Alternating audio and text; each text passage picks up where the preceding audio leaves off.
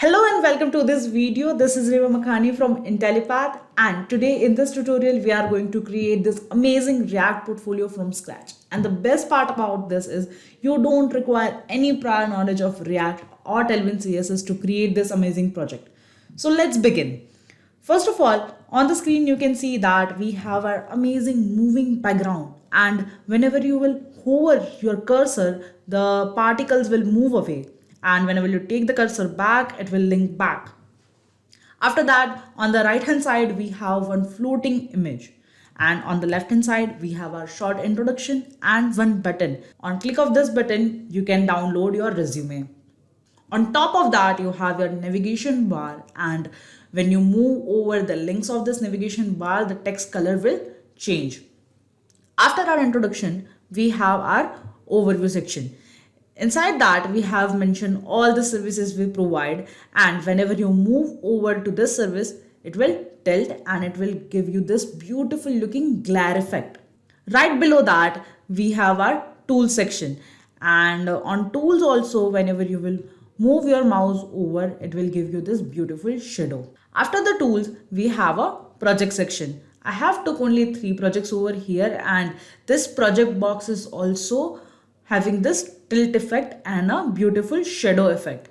Inside this box, we have took our project description and the source code link and the deployed link of our particular project. Moving on, we have our contact page. Inside contact page, we have this field to provide all the details, the place to mention your email address and whatever the message you want to send. Then on the right hand side, we have this beautiful image. At the end, we have our footer, and inside our footer we have mentioned all the contact information we have. I have took LinkedIn, mail address, phone number and Github. If you have any other contact information, you can add that as well. So without further ado, let's get started and create this beautiful project. Now, to create this project, first of all, we will be needing is Node.js. So if you don't have Node.js inside your system, you can just go to your Chrome browser and type Node.js download. And you can see over here, you can download the Node version according to your system configuration. Here I am using 64-bit Windows installer. The another thing we will be requiring is VS Code. So if you don't have VS Code inside your system, just write VS Code download and click on the first link. Now again, according to your system configuration, you can download the VS Code. So I'll be using VS Code as my IDE throughout this video. Now let's quickly move to the steps to create our React application. So very first step to create this project is to create a React application. So how can you create a React application? First of all, you have to create one folder, and inside that you have to launch one terminal. So let's do that. So I have created one folder where I want to create my React application. I'll just quickly open this folder inside my terminal. Now to create React app, you have to write a command as npx create React app and name of your application. So we are creating portfolio, so I'm using portfolio, and hit enter. It will take a while, but it will download all the node modules and create a React application for you. And one more thing you have to keep in mind is while running this command, you will be needing internet connection. So make sure you have your stable internet connection. And it has created a React project for me. Now let's move to the project it has just created for us. So just write cd and name of your project. So we have used portfolio as a name. So write cd portfolio and hit enter. Now you are in that particular folder. I want to open this folder inside my VS Code. So to do that, I'll write code space dot, and this will open your particular project inside your VS Code. So you can see it has launched VS Code for me. I'll just maximize the screen. Over here you can see it has downloaded a node modules for me. And then we have our public folder, and inside the public folder you can see there is favicon, index.html, logo and everything. But we are not going to do much inside our public folder. We are just going to edit our src folder. Inside src you can see app.css, app.js and so on. Okay, so we are going to change all of this file. But before we start creating a project, one extension I need you all to download. If you just move to your extension and search for ES7, you can see we have this ES7 React Redux native snippets. So we are going to make use of this extension a lot in this particular video. So I highly recommend you all to download this particular extension. Okay, now let's move to our second step. So our next step is to create a folder structure for our React. So whenever we are dealing with the React project, it is very recommended to create separate folders for separate kind of file. So let's say we have some components. So we will be keeping all the components inside one folder, and whenever you want to edit anything, you can just take that file from that particular folder and edit that particular file. And same way, we have used lots of images while creating this project. So we will keep all the images inside a separate folder. So let's move to our VS Code and start creating our folder structure. So here I am inside my VS Code. So we will create first component folder inside my SRC. So let's say components and hit enter. Then other folder we will be having is our assets folder, which will contain all the images and graphics. Assets. The other folder we will be having is for our utils. And the last folder we will create is for our constant. So this constant folder will hold all our constant value. Let's say you have some particular number of projects and that particular project details and everything, we will be storing that inside our constant folder. And inside our utils folder, we will be storing whatever the changes we are making inside our Tailwind, or you can say whatever the things we want to apply to our whole project, we will be keeping all of those things inside our utils folder. Now, let's start by creating all the components. First of all, we will create our Navbar. So Navbar.js. Then we will create our main.js. So main.js will contain our background. Then we will have our overview section.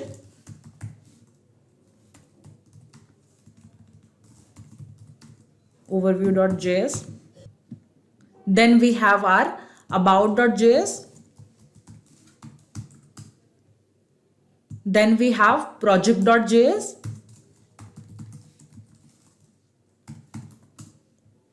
Then we have Contact.js. And at the end, we have our footer.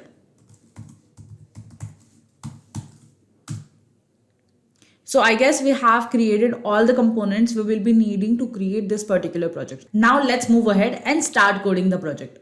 Now, after creating folder structure, we have to download our Tailwind CSS. So we are going to use CSS for the styling purposes. So let's move ahead and download our Tailwind CSS. So to download Tailwind CSS, what we have to do is we have to move to our Tailwind documentary.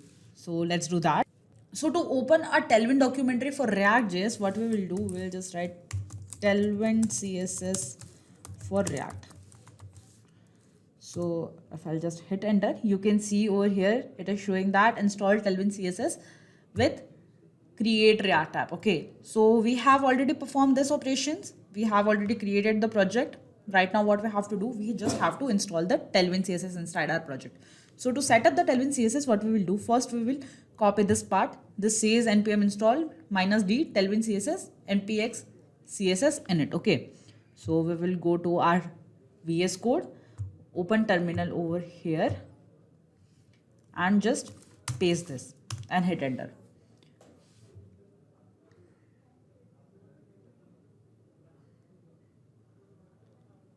So after doing this, you can see over here, it has created a tailwind.config.js for us.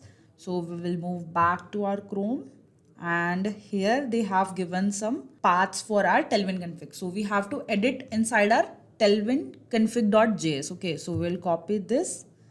We will move to that Tailwind config.js, and over here I'll just paste whatever they have given inside our browser. Then what we have to do is we have to make changes inside our index.css. So we will copy this again. We will go to our index.css and we will paste this code at the last.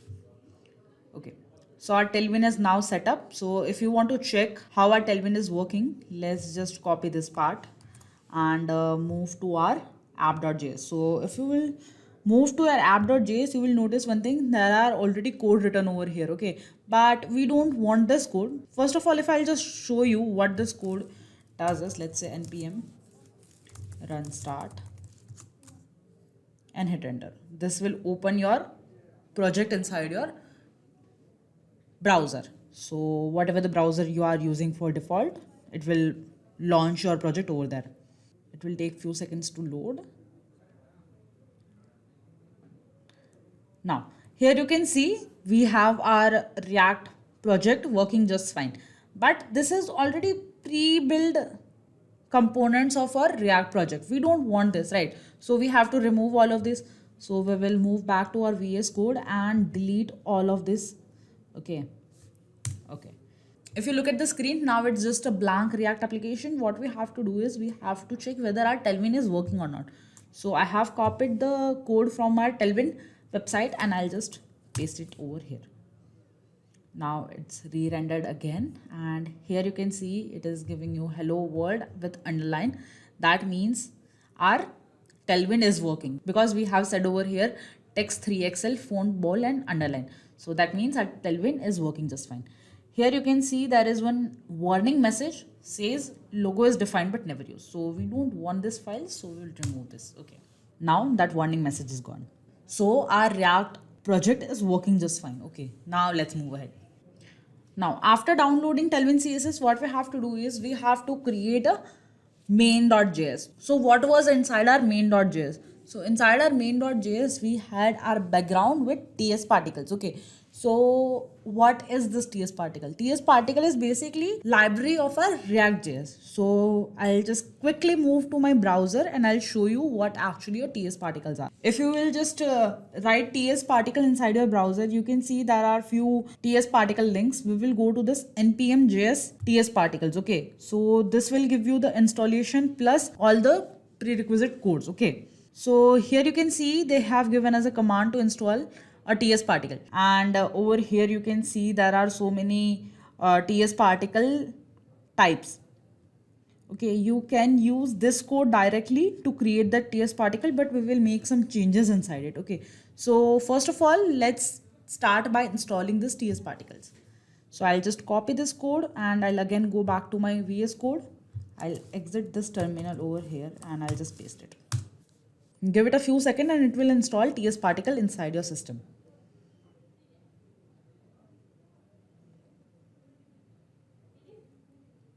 Okay, so TS particle is now installed. Now let's move to our main.js. So first of all, I'll just close all of this and I'll open my app.js again and my main.js again. Okay. So here inside my main.js, it's not actually a React file right now. We have to make it as a React file. So what we will do, we have already installed ES7 extension. So what that extension will do, it will give you a starter template of function, or you can say component. Okay. So let's say RFCE and hit enter. So it will give you the import of React statement. It will create a function for you. It will return that function and it will give you one div. Okay. And it also export this function. So we have exported this function over here. We have to import this function inside our app.js. So app.js is basically a parent class. Okay. And this all are the child class. So we don't actually have to import it, but we will just use it. So if I'll just go over here, I'll just remove this h1 tag because we know that our Tailwind is actually working. So we don't need this anymore. I'll just remove this. Okay. And here I'll just go and write main.js and I'll hit enter, and you can see at the top it has already imported my main from components. Okay. And here I have my main. Now we will move back to our main.js. First of all, we have to create that particle image, right? So to create that background of TS particles, we will move to our React particle website. And if you will just scroll down a bit inside that particular website, you will see over here, it is written Java support object. So we will copy this code. So first of all, I'll be copying all of this imports from here and I'll be pasting it inside my import section. So over here, I'll just paste whatever I have copied And so here we have few functions over here, so I'll just copy this part and I'll just quickly paste it over here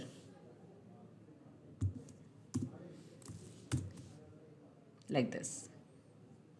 Now we have to copy our particles. Okay, so I'll copy whatever inside this my return statement, and we have our particle till over here. I'll copy this and I'll paste it over here inside my div. Okay,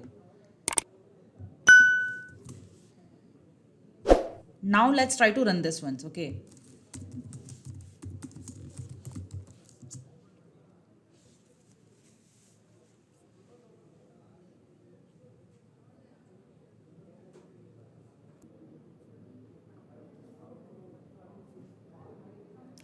so here you can see it does not have React particles inside it. Okay, so we have to import React particles as well.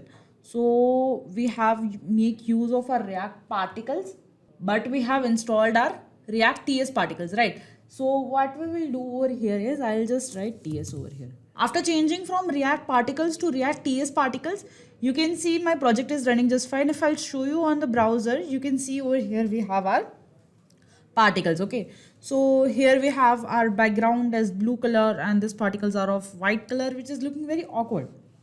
And one more thing, if you will just click, it will keep adding the particles, but there will be one point where your screen don't have a space to store other particles. Okay, so it will just become whole white screen and which will look very bad. So I don't want that with my project and I don't want my browser to get that much load. Okay, so what I'll do, I'll just stop this on click to add this particles. I'll also change the background of these particles. I'll change the speed of this particle. Let's just modify our code. Okay, so I'll move back to my VS code. I'll move little down. I don't want this comments over here.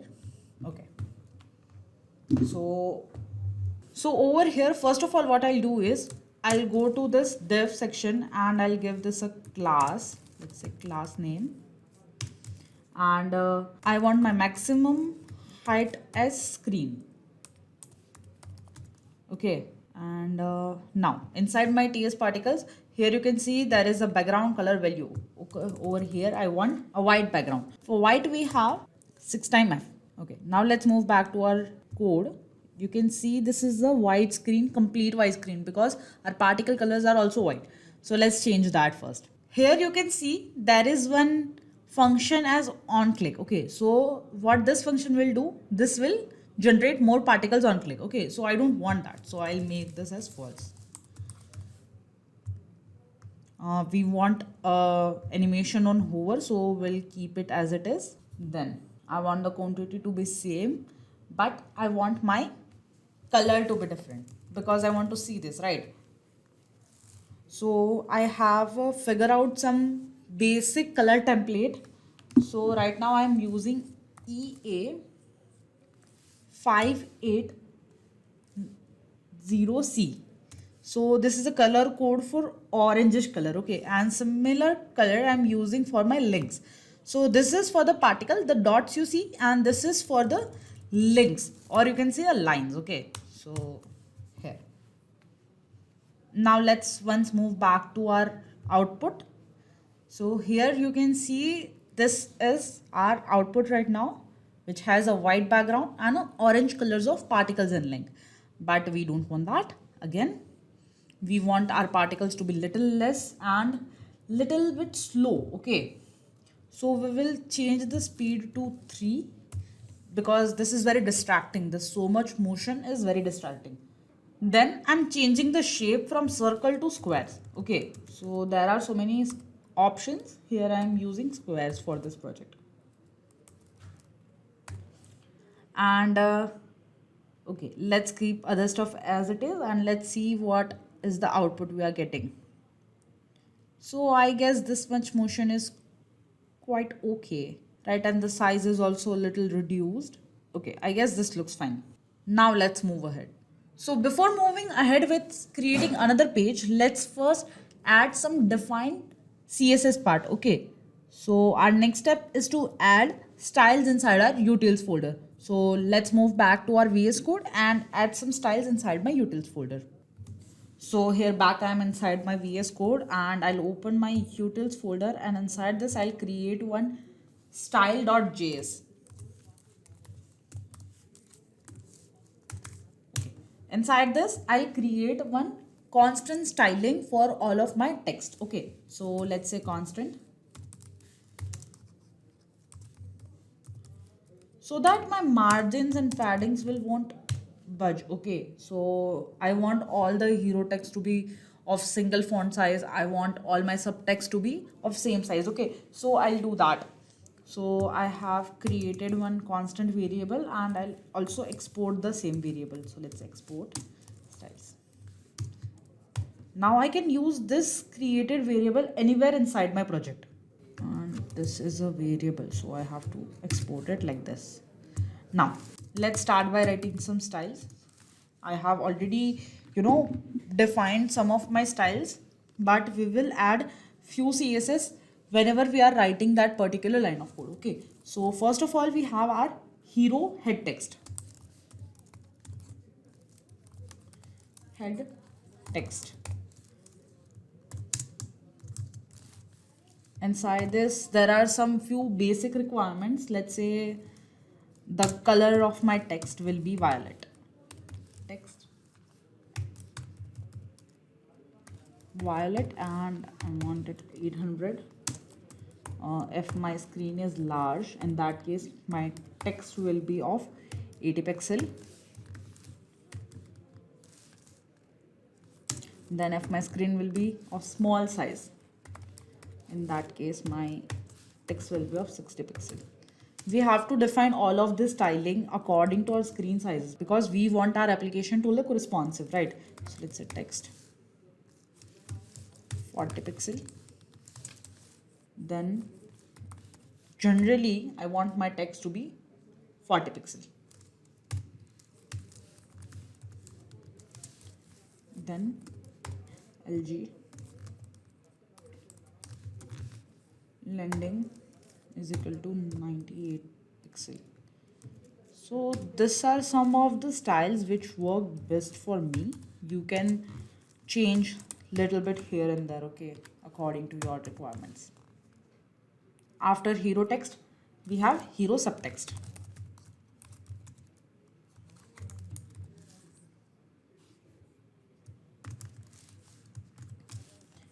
Inside this again we have my text as violet and 700. Then have font of medium.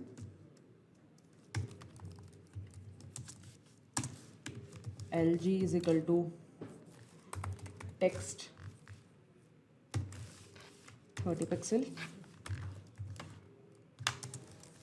SM for a small screen my text will be of 26 pixel.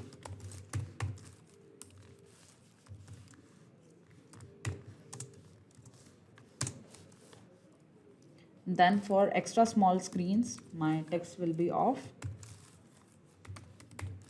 20 pixel. And normally my text will be of 16 pixel. So above one was main heading. This is subtext of that particular heading. Okay. LG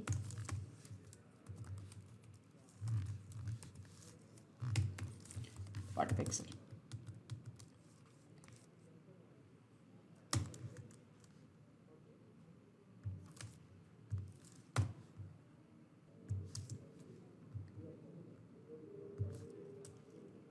Now, after hero subtext, we have section head text.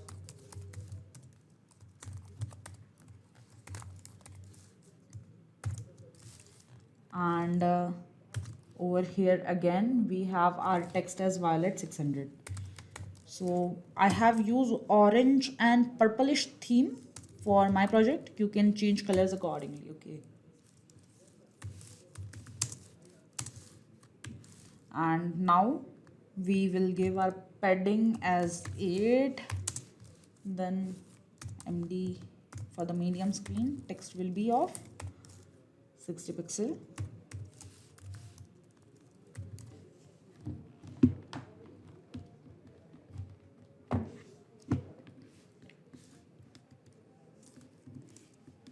For small screen, my text size will be of 50 pixel.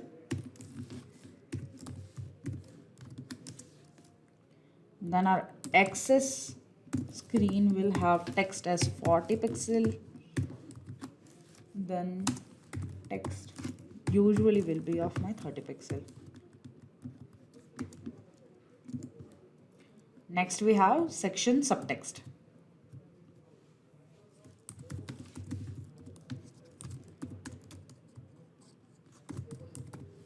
You can apply this CSS whenever you are writing your code as well. Like you can directly write your class name and start giving this code. But I don't want to write this code again and again. See, let's say you are adding some CSS whenever you are writing your code, okay? But this is all the part you are going to use again and again. So that's why I'm creating this style.js sheet, and inside this I'm maintaining all of my codes, okay? Next, inside my section subtext, we have text for small screen will be 18 pixel, and I want it for violet color, violet 600. Then usually my text size will be of 14 pixel, and leading will be of 30 pixel,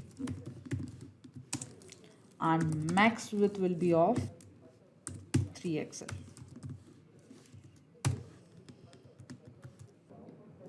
Then I want it, repeat. Then I want it in uppercase,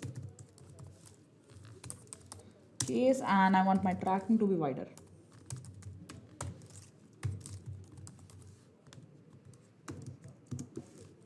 Now, finally, last we have section text.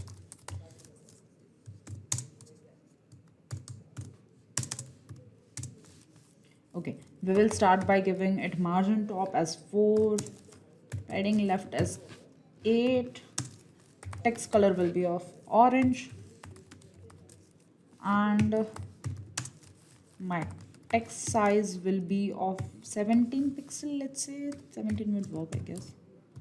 Then my leading will be of 30 pixel,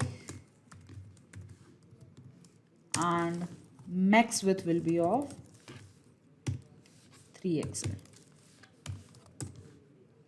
So I guess this is what we are gonna write. I guess this is it. Now let's move back to our PPT. Now, after writing styles, what we have to do, we have to create our About.js section, which was on top of our main.js section. Okay, so we have to create one section which is top of another section. So to do that, we basically use display is relative. Okay, so let's try to create this. First, we will try to create this About.js page, and then we will try to put that page on top of our main.js page. Okay, so let's do that.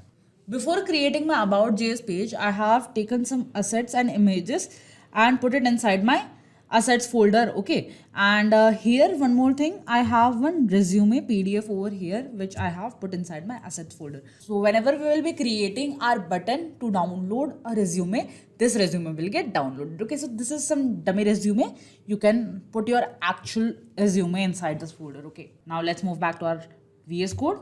So we are inside our About.js section. Let's start creating. First of all, let's start by importing few of the important things we need to create our About section. Okay, so first of all, let's import our image. Import profile.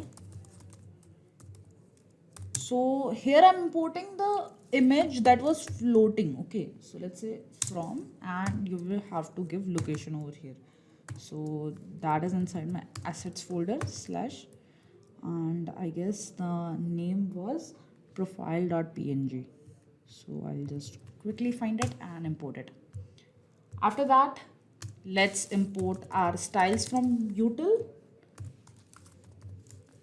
Styles from our util section, just we have created. And one more thing, we will be needing resume to download, and resume is also inside my assets folder.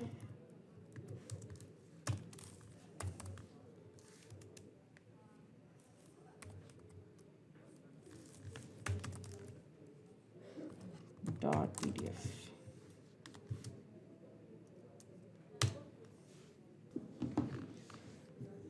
Now we have imported all the important things we needed. Now let's start with creating our main about page. Okay, so first of all, let's write some tailwind over here. Let's say class name. I want my display to be flex wrap to make it responsive. Okay, flex wrap, justify center, item center, empty 10,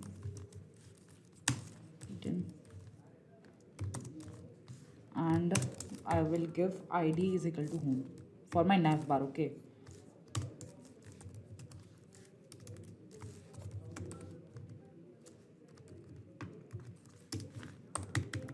after doing this much, I'll be creating one more div inside this div. Now inside this div, I'll write class name flex1 py4. This is padding from the y-axis. Okay, inside this we had our text. Okay, so I'll create one span over here. Inside this span we had hi comma I am. This is the text you saw on the screen. Okay, and inside this we had another span with a class name and something like this. Over here the text for that particular section was text orange 600 and name that was John. So you can give John over here, you can give your name, anything. Okay, and inside this pen we will give it as styles dot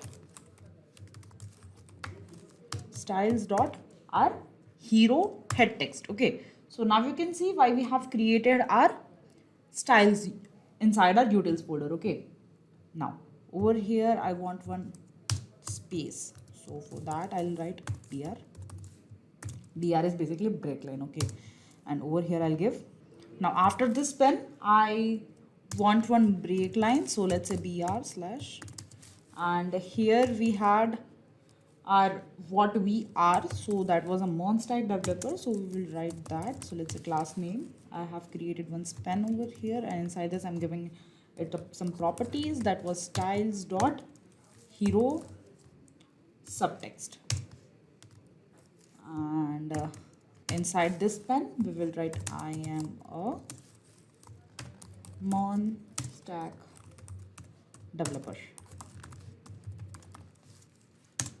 and we'll also give one more and over here, one break line again,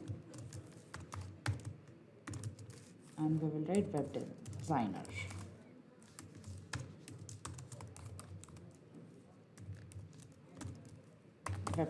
Okay, so let's try to check the output.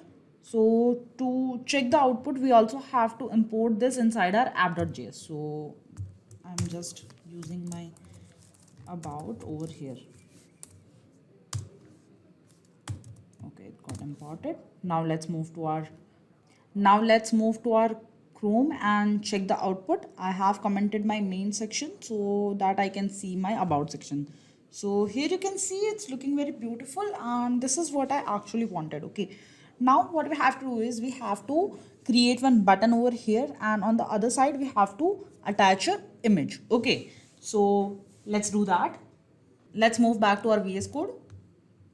So inside my about section, now what we have to do, we have to create one button and we have to put image on the other side. Okay, so after this span tag what I'll be doing, I'll be just giving one break statement so that I can get that gap between. Okay.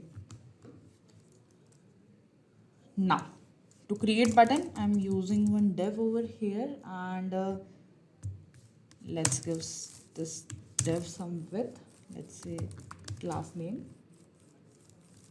Width will be of 14 rem.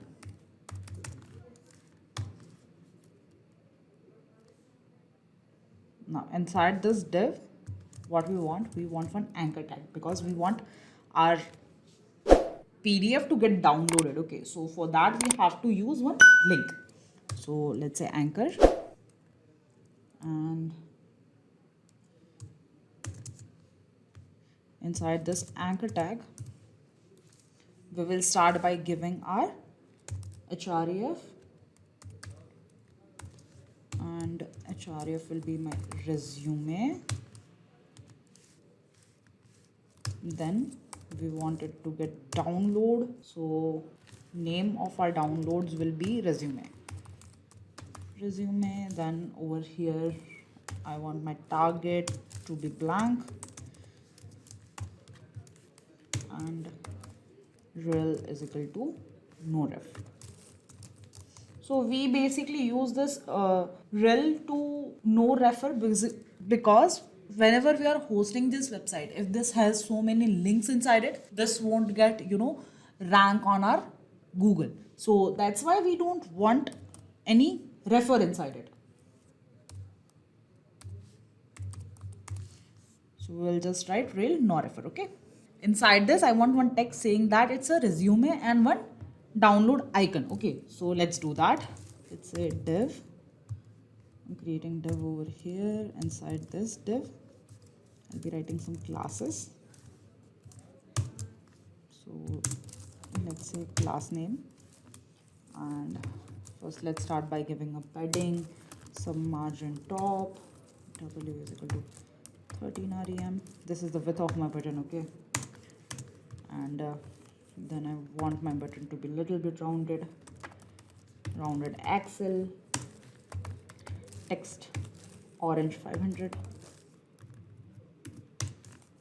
Then I want it to be flags, justify center, I want my text in the center.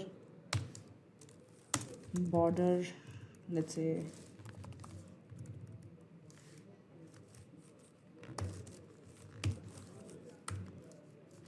border of 2 pixel. Then I want my border orange,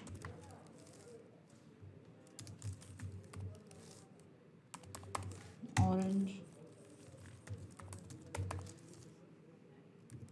500, I guess 500 will do. Then on hover I want border of violet color,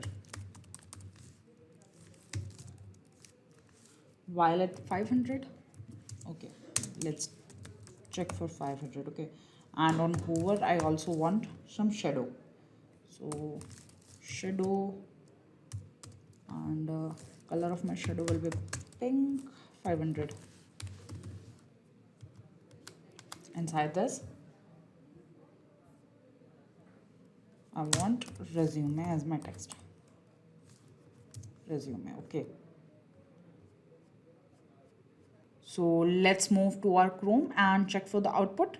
So here you can see it's my button and it's looking good, but one more thing I want over here is I want one little download icon over here. So for that I'll be using React icons.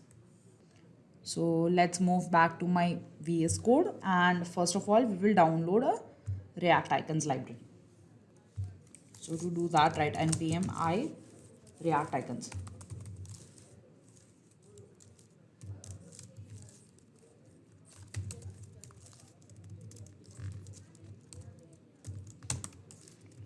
Icons and hit enter. So if you will just move to your browser and open React icons, you will find lots of React icons over here. If you will just open this, You can see there are so many examples given over here, but if you will just move to this GitHub React icons page, you can see there are so many icons over here and so many types of icons. You can find colorful icons as well. You can find material icon as well. So you can find every kind of icons over here. Okay. So this icons I'll be using for my whole project. So for this one, I want one download arrow. So name of my icon is TI arrow down outline.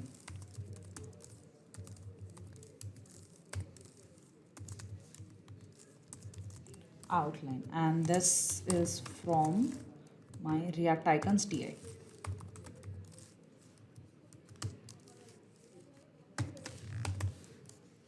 Okay.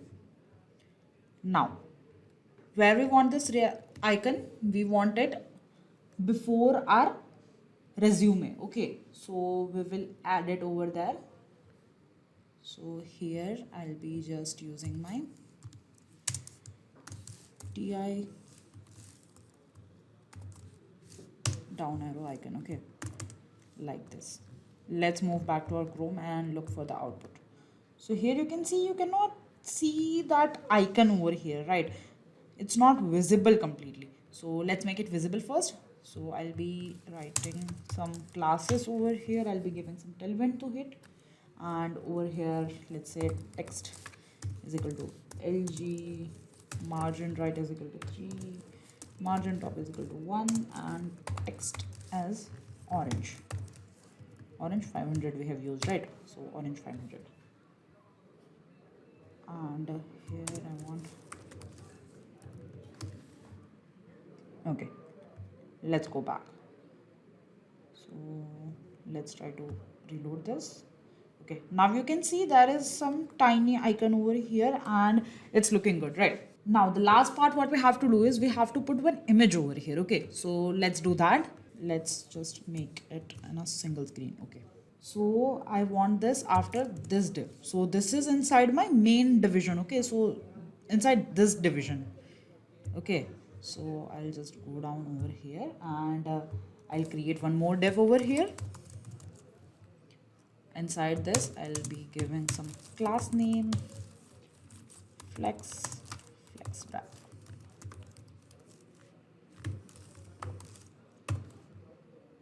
And inside this I'm putting my image. Image has src and the name of my image is profile.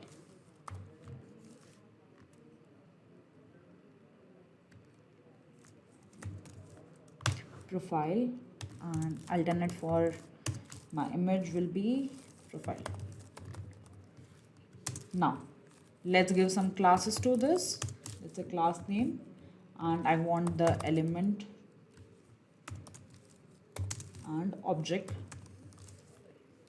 contain and p4.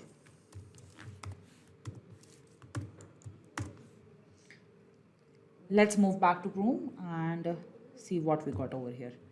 So here you can see we have one image and it is completely aligned and everything is looking perfect, but we had one more thing over here. We had our image was moving, right? So we have to create that animation. So to create that animation we will write some vanilla css inside it. Okay, so let's move back to our VS Code and now I have already created this element named class. Okay, so I'll be creating my CSS inside my app.css. Okay, so we already have our app.css. I have removed all the code from my app.css.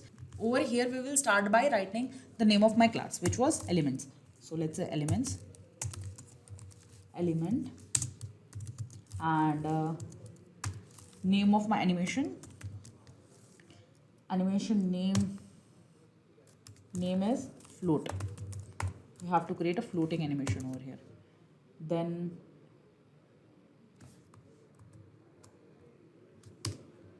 we have duration, which was 2 seconds.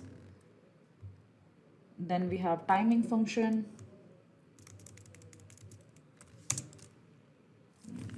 that is infinite animation. So to use this animation, we have to import our app.css as well. So let's move to our about.js and import our app.css. So let's import dot backslash app.css. Okay. So here, this is app.js. We want app.css. Cannot see app.css over here. So I'll just write it app.css. Now let's go to Chrome and check for the output. So over here you can see this image is not moving. Okay, let's make it move. Okay, so let's quickly write our element once again. So let's say animation. Name of my animation is float. So let's say float. Then duration of my animation will be of 2 seconds. Then animation iteration count will be infinite. Then my timing function will be of ease and out. Okay, now let's go back to our Chrome and look for the output. Okay, so here you can see now my image is moving perfectly and it is looking good. So one more thing we have to do over here is we have to give that background to this particular section, right? So we have already created our main.js and we want that main.js as the background for this particular section. So let's do that. Let's move to our VS Code. And to make our main.js as a background, we have to make that particular section as relative. So where we will write that particular CSS inside our app.js, right? So inside my app.js, what I'll do, I'll just remove this for a time being and I'll be creating one more divs. Okay, so first of all, I'll be writing one simple div over here and I'll be giving some classes to it. So let's say class name, and I want it as a flex call. Overflow will be x hidden.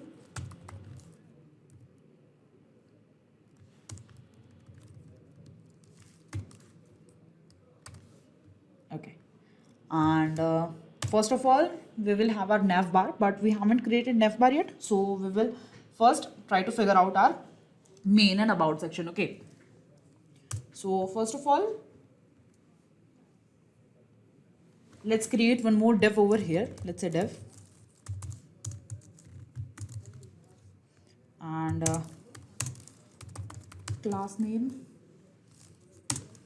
and minimum height of this div will be of screen. Okay, so that it will cover whole screen area.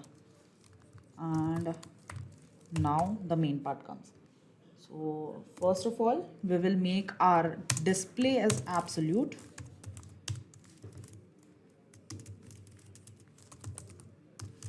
Display as absolute.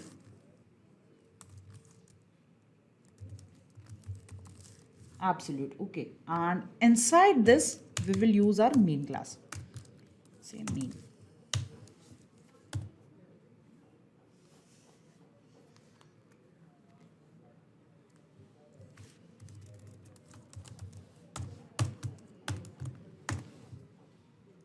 Now we want our about on top of our main. So what we have to do, we have to make our about as a relative, right? So relative to our main class. So let's do that. Outside this div, I'm writing div over here and class name relative. Okay, inside this I'll be using my about section.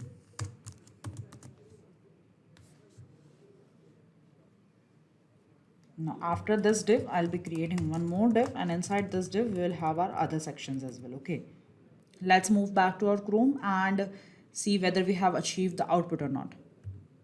So here you can see it is working just fine. We have our background behind our about section. So that's what we wanted, right? Now let's move ahead. Now we have completed our home page. Now we have to create a navigation bar. So let's move to our Navbar.js, and here we'll write RFCE, and we have our boilerplate code. Okay. Now let's move ahead and create a navigation bar. So before creating a navigation bar, let's first try to see what actually a navigation bar look like. Okay. So let's move to our completed project and try to create a replica of it. Okay.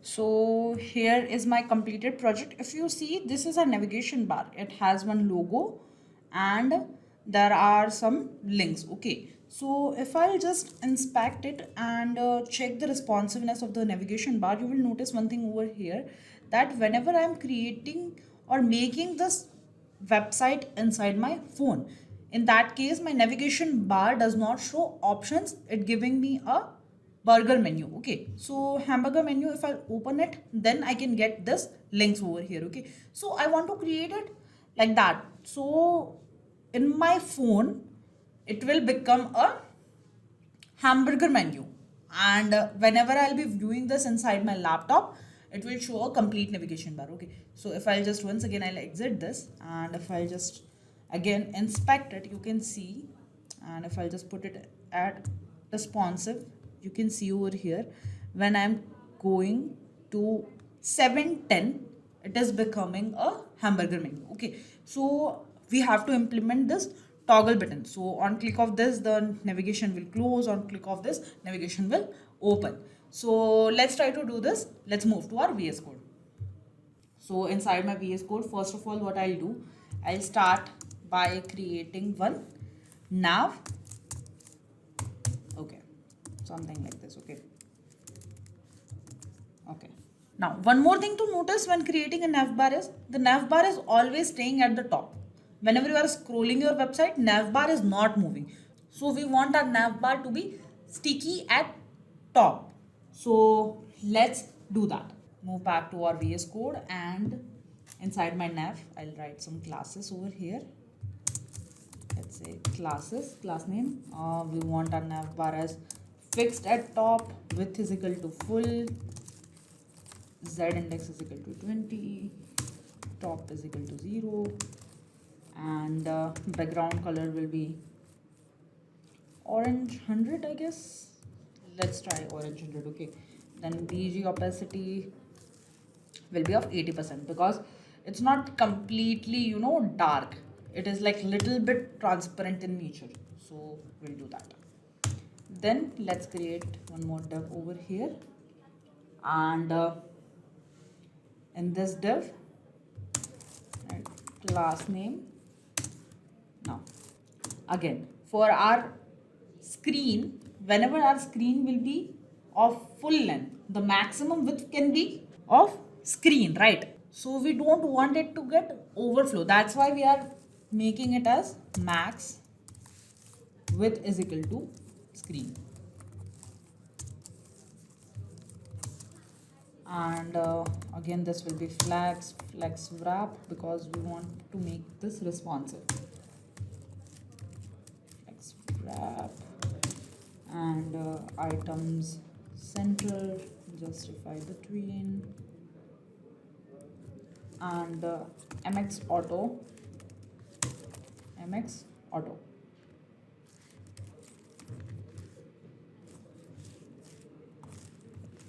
This is margin X. Okay, and padding I want 2 pixels.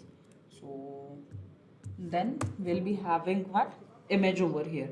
So I'm using Intellipaat's logo over here. You can use your own branding image over here. So I'll be just copying down the link of the logo, which I have just got from my Chrome.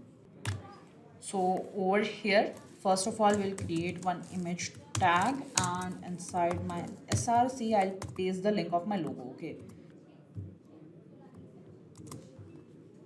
Okay. And a few more things. We will give some class name. We will set height for the logo, and also we will give some margin from left side. And if this logo is not loaded, in that case I just want a text says logo. Okay, okay, we have added our image. Now what we have to do is we have to create a list, right?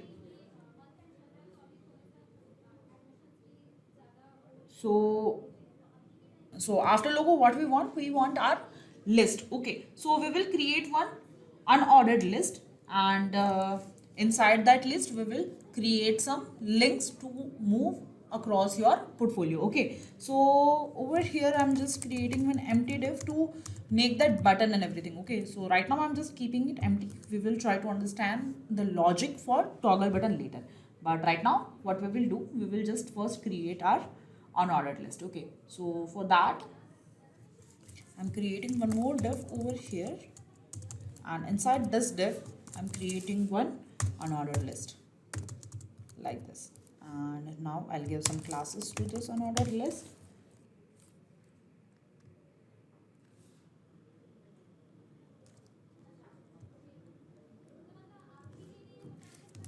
And I'm writing this inside a curly braces because I want to implement the logic as well. And this is the symbol of backtick. You can see just right below your escape key, you can see a tilt and a backtick. So we write whenever we are writing functions inside your classes. In that case, we use backtick, and inside that we write other codes. Okay, so right now I'm using a backtick and a curly braces. So I want this order to be flex direction will be of column. So let's say flex call. Over here I want padding to be 4, margin bottom be 0, empty 10, empty 4, text Excel, border,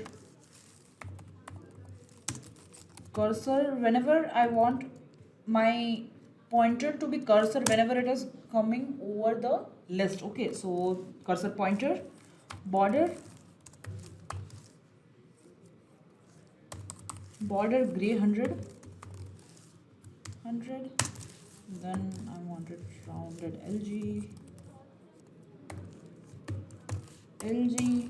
MD flags,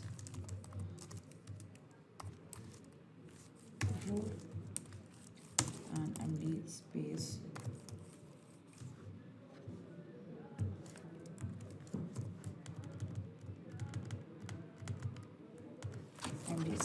X 8 and MD 0 and MD border 0. This is in case I have my toggle button. Okay, but when my toggle button is not there, in that case what I want the opacity to be changed and a few more functionality. We will implement it later, but right now let's just keep this.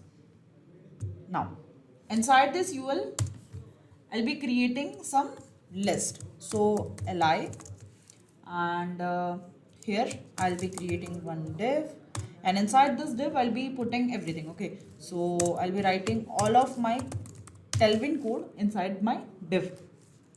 So let's start by making our display block py2 pl3 pr4. I want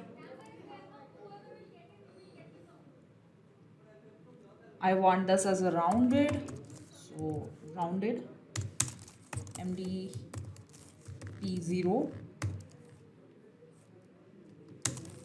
hover text. We have seen on hover the text was changing. Okay, so hover text was orange 600. Let's keep 600 for now. Okay, and text without hover was violet color, and it was violet 700. Now the actual text, first of all we have home button. Okay, now what we will do, we will just copy paste it for the times how many elements you have. Okay, so here I'm just copying my li tag and I'm pasting it for, this is for my about section. Next section we had was our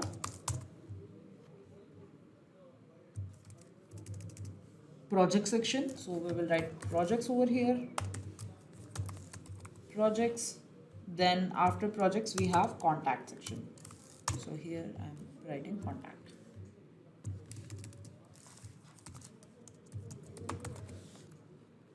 Before editing other code, let's try to repeat. Before repeat. Before making further changes inside code, let's move to our Chrome and try to see what are the changes are required. Okay, so here I'm inside my Chrome and this is the project we have created, and we haven't rendered it inside my app.js. So let's first do that. So inside the app.js, we want navbar at the top, right? So we have to write it before our main. So over here we will create one more div over here, and inside this div I'm calling my navbar. Okay, and I want to give some class name over here. Let's say class name, and this will be absolute because it will show if it is not absolute. Okay, absolute, and width is equal to screen. Now let's move back to our Chrome. Okay, now you can see we have one header with us, and the data we have to set it in the center. Whenever we are in the laptop screen or on the bigger screen, we want our data in the center, and whenever we are in the mobile setting, we want our button at the right hand corner. Okay, so we have to set that, and let's create a toggle button as well. Right now if you will see, there is no toggle button over here. It is just like this. Okay, now we have to create this toggle button. On toggle only this will open. Okay, or else it will just show a logo and a button at this corner. Okay, so let's try to do that. So let's move to our navbar.js back, and at the top I have created this div, if you remember. Okay, so inside this div we will be creating our toggle button. So over here let's say class name, and display will be flex obviously, and md order of 2. Now let's create one more button over here.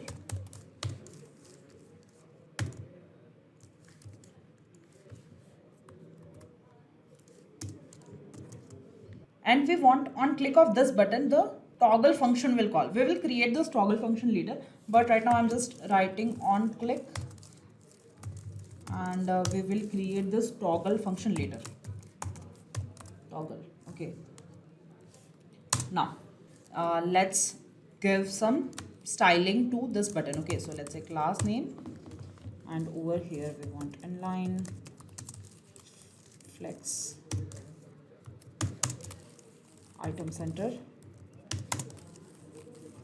padding, let's say 2, width is equal to 10, h is equal to 10. This is, I'm just randomly typing these numbers. Okay, so you want, you can change the numbers later. Justify center,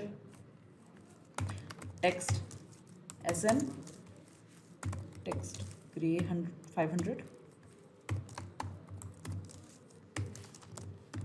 and we will also put one icon over here. Okay, on, and I want this button to be little rounded, so let's say rounded LG, and on medium screen this button will be hidden, and focus outline, I also want, when the button is clicked, I want it to get those outlines. Okay, so let's say focus ring 2, and color of that focus ring, let's say focus ring gray 200. Let's keep it 200. Okay, now I want one icon over here. So for that icon I have to import icon from my React icon library, right? So let's say import name of your icon. So name of my icon is AI outline menu unfold.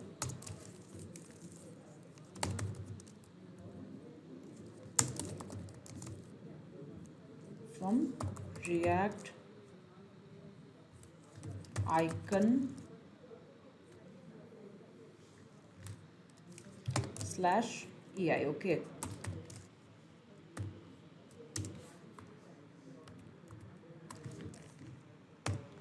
Okay.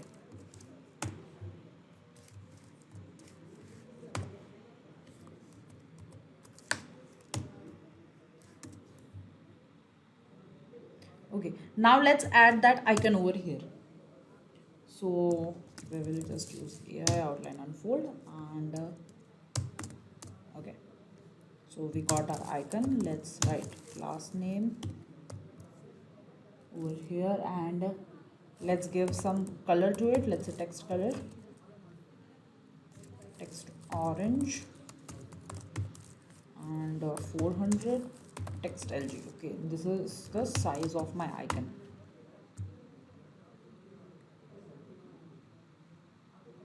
Now let's just go back to our Chrome and see what we are getting over here. So here you can see it is giving error at icon. Okay, so we haven't write spelling of React correctly, so let's just change this from. Now let's move back. Before moving to the output, let's first create a toggle function. So whenever you are creating a functions inside your React, we always keep those functions outside your return statement. Okay, so inside my function navbar but outside my return statement. So over here I'll create one constant and I'll create one state. Okay, so let's say state is open comma set. So this will keep track of my state of my button. Okay, which is equal to initially I want my navbar inside my phone to be closed. So let's say use state and initially it will be false. So you can see use state is already imported over here. Okay, now let's create a function. Let's say constant toggle. I guess this was the name of my function. Okay, t was small. Okay, so toggle and I'm making this as an arrow function. Inside toggle, what we will do, we will just create one more. Inside toggle, what we will do, we will just set the open as its opposite. Let's say the open was false at the beginning, right? So whenever we are clicking that button, we want that open to be true, right?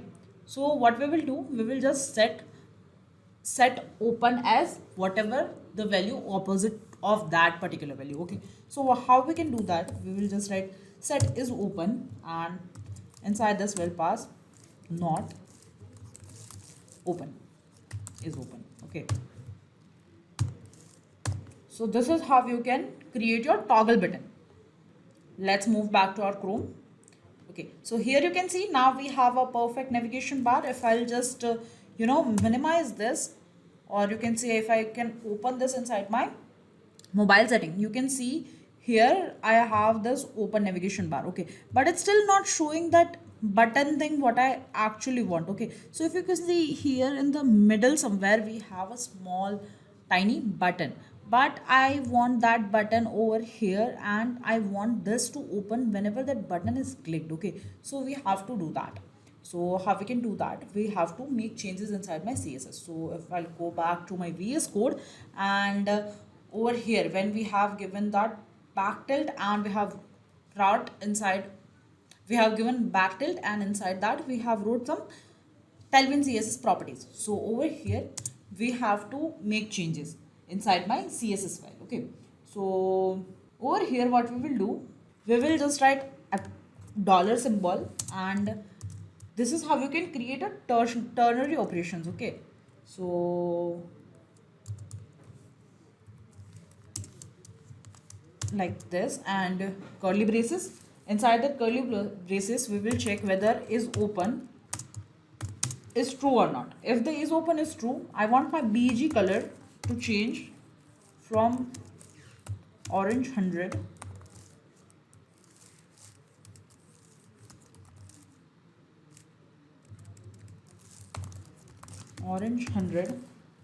and bg opacity to change to 70%.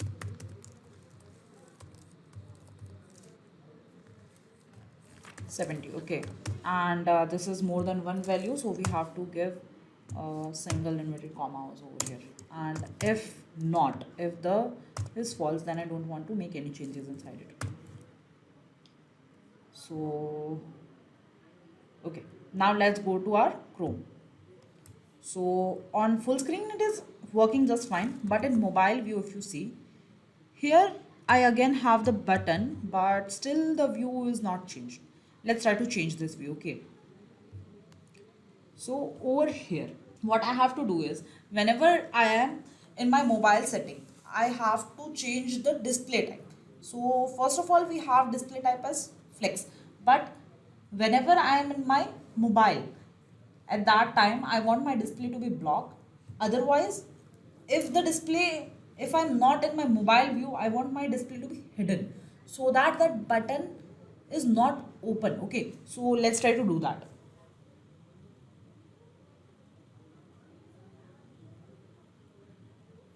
So on top of my UL, I'll write inside this div. Okay, so I'll create one class name, and inside this class name again we will be using our backtick and curly braces. There won't be any spaces over here, and inside this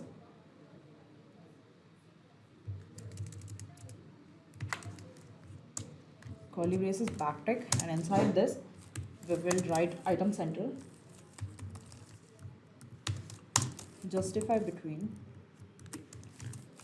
width is equal to full, md flex,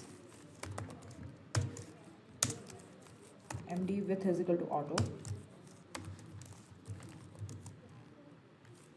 md order is equal to 1. And if this is not the case, then I'll be creating an ternary operator over here is open. If it is open, then my display will be blocked. So in case my is open is true, in that case I want that navigation bar, otherwise I want the display to be hidden, or you can say the whole component to be hidden. Now let's go back to our Chrome. Okay,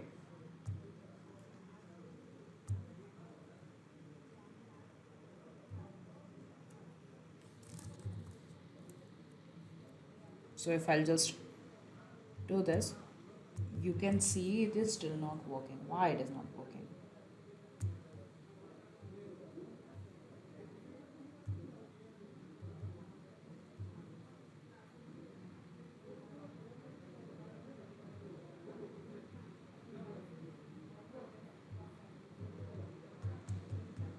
Okay, so it is not firing or changing the state of my is open variable. Okay, so let's try to check where is the problem inside our code. Okay,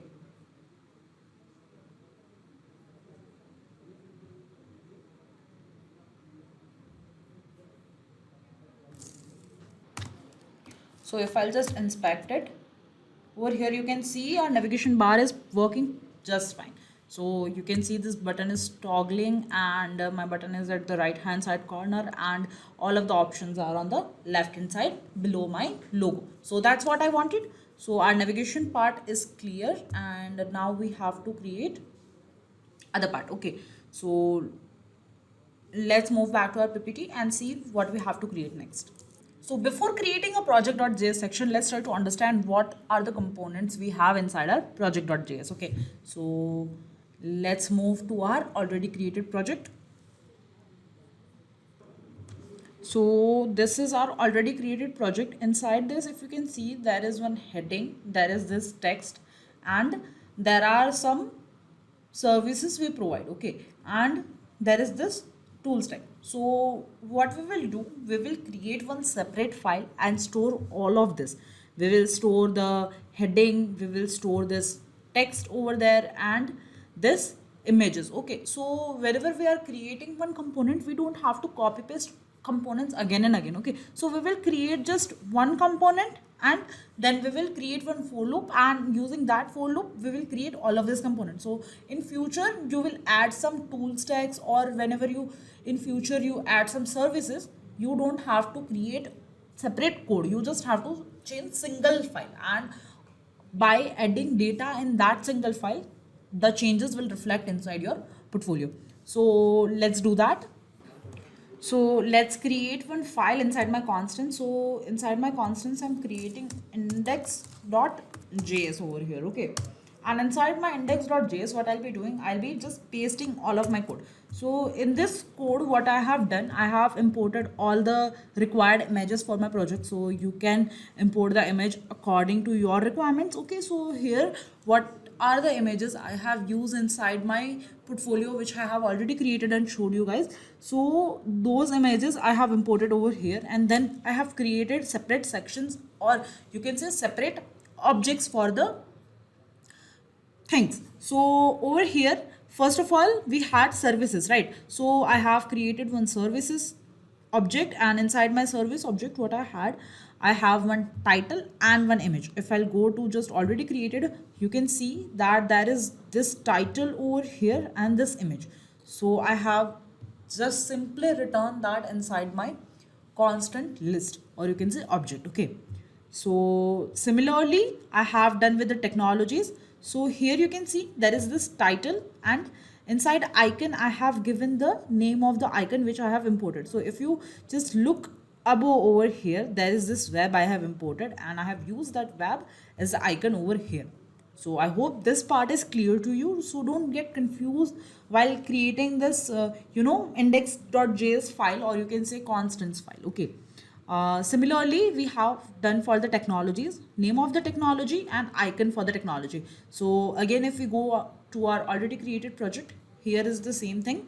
We have one image, and then we have this name of the technology. So we have written that inside my technologies constant list or object. Okay, so this basically this list contains so many objects. So how many tools you are using, you can create that many objects inside it. So let's say now I'm using Android Studio as well, so I want to add Android Studio. So what I'll do, I'll just write name colon droid Android.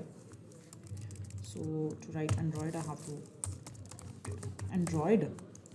After Android I'll just import the icon for the Android. So let's say I have icon for the Android Studio. So if I just go to Google and write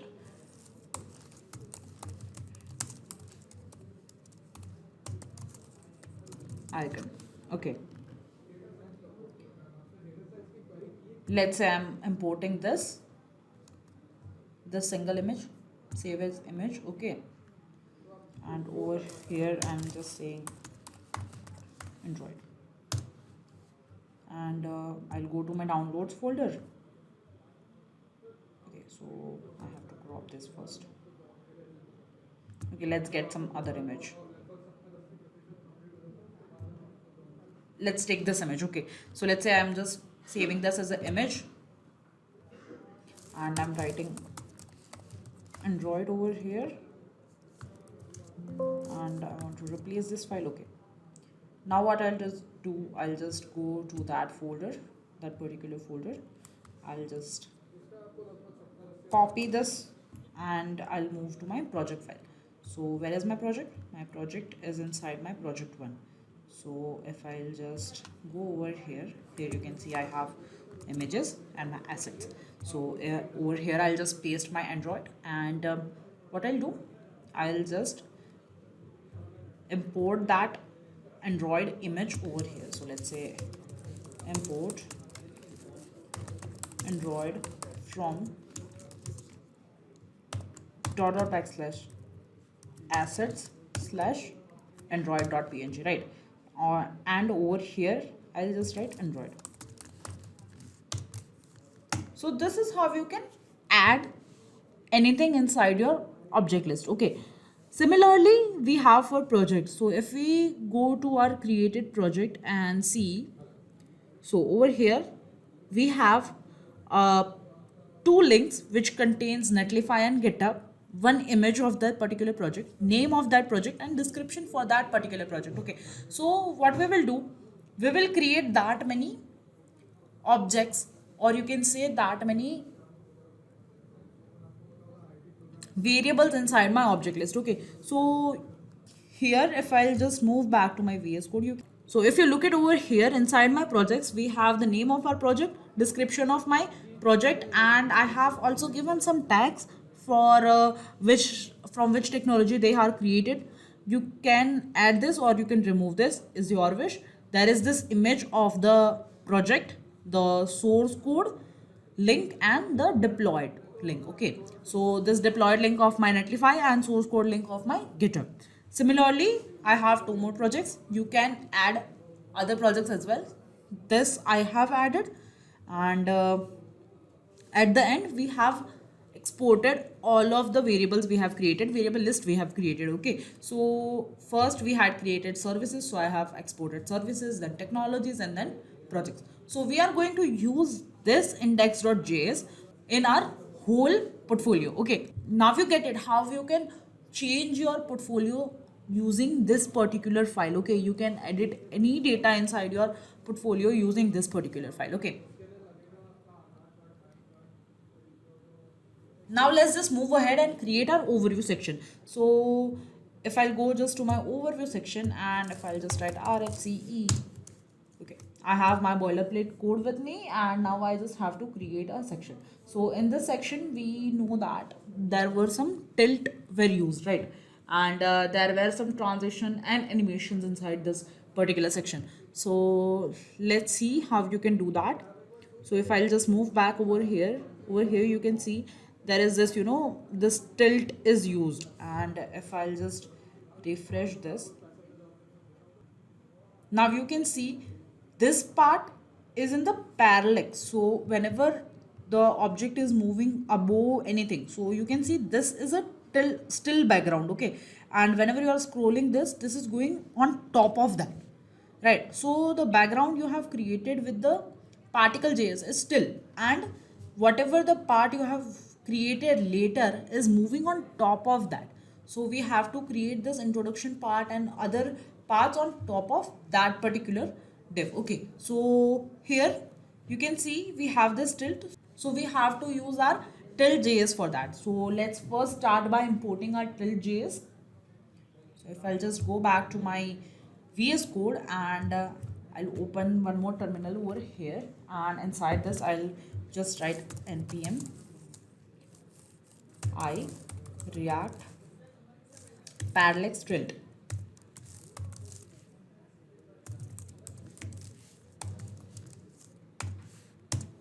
Let this get downloaded.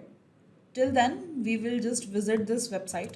Okay, so if I'll just go back to my Chrome and I'll just open React parallax tilt, you can see there are so many Reactils website. And if I'll just open this first one, you will see there are so many examples and the whole code for creating this parallax tilt. So here you can see this is the how you can create your React tilts. So this is one demo. There are so many other ways to create React tilt as well. So here all the details about how to use React tilt is given to you. Okay, you can refer this documentation later. Whenever you are creating a code in React.js, these documentations are very important. Let's say you want to change some colors or you want to change some theme. In that case, whenever you're using Tailwindcss, so in case of Tailwindcss, you will just visit that documentation and you will get the whole idea about it. Okay, and similarly this npm websites are so good. You can check any packages over here and you will get everything inside this. Here the example is given to you. There are whole code of this dependencies and everything, the versions. You will get older versions over here, everything. Okay, so here on this side you can also get the repositories of GitHub. So in this Git repositories you will get all kinds of dependencies implemented over there. Okay, so you will get all the examples over there. So right now we know what we have to create, so let's just move back for now, and you can explore this documentation later. So first of all, we have already installed our React parallel tilt. So let's just import that. So import tilt from React parallel tilt. Okay. Now what we want our styles. So we'll just add.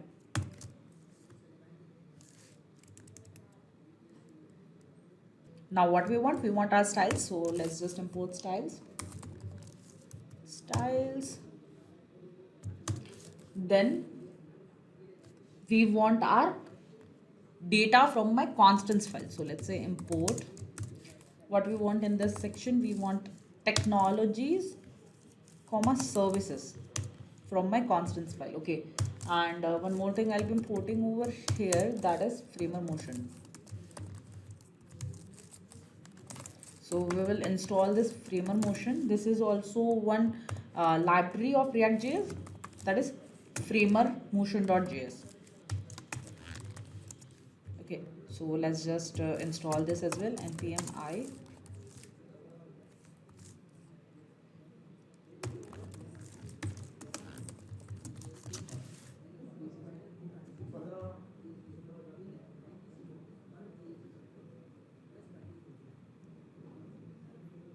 So we have installed our framer motion as well. So now let's start by creating our overview section. Okay, so first of all we had our services. First of all we had our title, then we had our introduction, and then we had our services. So let's start doing that. So over here what I'll do, I'll create one more div inside this division, and in this div I'm giving some classes. Let's say class name, and flex, I want flex as row, and items in center, padding left as 5, and justify content center, justify center. Then I want pt padding top as 3, and I'll give ID over here for my navigation purpose. Okay, so let's say overview. Okay, now inside this what we had our heading, and then we had some text over there. Okay, so let's just create one span over here. Let's say span, and inside the span I'll be writing introduction over here, and some class properties. Okay, so if you can remember, we have created our utils, and inside that we had our style. Okay, so inside that we had our styles dot section head text. Okay, so this is section heading, so I'm using that particular style over here. And apart from that, we had our little paragraph and one horizontal line. So to create horizontal line, you just have to write hr tag, and this will create one horizontal line. But I don't want this line for the whole width, so I just want it for the particular width. So I'll just give one class over here, and I'll make this width as, let's say, 35% of my screen. Okay, I guess this will do. Okay, now we will create one more div over here. Let's say division, and inside this div I want my introduction. Okay, so whatever you want to write, you can write. Right now I have copied one paragraph over here, and I'll be just pasting that particular paragraph. Okay, so I'm just pasting this particular paragraph. If I'll just alter that, you can read it. Okay, here I have written, I am a skilled web developer with experience in JavaScript and expertise in frameworks like React, Node. I am a quick learner and a collaborative, scale and user-friendly solution that solve real-life problems. Let's work together to bring your ideas to life. Okay, you can modify this text here and there. Okay, now what I want is, I want to change some CSS of this particular paragraph. So over here we have already created section text inside my styles, so I'll use that sections text over here. Now after this particular div, what I want is I want some services. Okay, but before implementing the services, let's check the output first. So this is already created, and this is what we have created, but we have to call our overview inside my app.js. Okay, so let's just do that first. Okay, so inside my app.js, if I'll just scroll down after about, okay, so after the div of about, we have another div, this empty div we have already created, right? So over here I'll just write class name flex call. Okay, and over here I'll just write overview. Now let's just go and check output. So over here you can see the overview section is not visible. Okay, so to make it visible, we have to make it display as relative first. So let's just do that over here. Let's say relative, so that it will come on top of my main. Okay, so now you can see, if I'll just refresh this page, and now you can see there is this little bit overview. But one more thing, if you notice over here, this background is still at the back side of my this introduction, right? I don't want that. I want the background from my introduction to be white. So what we will do, we will just give a background over here, simple. Let's say bg white. Now if we will check, you can see now there are no TS particles behind my introduction section. So this is what I wanted. So if you see over here, this much part is similar, right? This is similar. You can see the both of them are similar.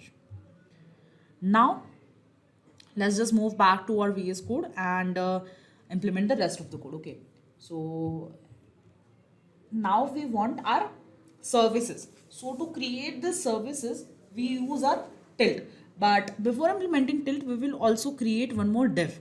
Outside this div, I'll create one more div like this. And over here, I'll just give some tailwind. Let's say class name, display as flex wrap, and justify center. And now how many boxes we want whenever we are implementing our services section, how many list we have, right? How many objects inside my list we have, so that many boxes we have to implement. So to traverse the list, we basically use our for loop, or you can say you can also use a map. So what we will do, we will create one variable and we will map all the services to that particular variable. So to do that, just open curly braces, and inside that write services dot map, and name of my that particular variable, that will be service. Okay, so this is services. I am creating variable as service, and I'll be creating this function, arrow function, and inside this we will return a division. Okay, so now we have to create this division. So we had a tilting box, right? So we will create that. So let's say tilt, and inside this tilt we will pass our key as service icon. So we have different icon for all the services, right? So we will write service dot icon. Okay, you can take key value as a name as well. Okay, now let's give some classes over here. Let's say class name is equal to, we had given that parallax glare effect, we will create that glare effect. Okay, so I didn't use any predefined glare over here. I have created my own CSS glare. I'll teach you how to do that. So I'm just writing the class over here like this. Now how much perspective we want the perspective to be 500. Now glare color,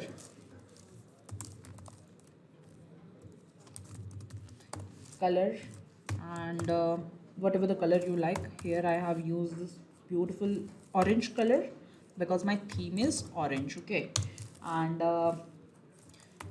I want this to glare, so I'll enable the glare, enable, and inside this will pass true. After that, how much opacity of the glare we want? Let's say glare max opacity, I guess. How much maximum opacity it can go? Up to 0.050. Okay, this is basically a 50% kind of thing, and then the scale will be 1. So these are just hit and trial numbers. You can also change according to your needs. And we also have to pass one more thing over here, that is gyroscope. So gyroscope is basically used whenever we are talking about cameras. Whenever you will be implementing the 3JS concept, there is this scale and gyroscope are used more. So over here, if you want to learn more about all of this, you can check out the documentation of Tailwindcss. Okay, so this much will do, and this will take 2, I guess. Yeah, okay, and this is inside our tilt. Okay, here I have forgot the equal to. Okay, next. Now inside this, what we want an image and whatever the service we provide, that is a title, right? So we will create one more div inside this, and inside this div I'll be giving some classes. Let's say p is equal to 3, m is equal to 3, flex call, justify evenly, I guess. Justify evenly, item center.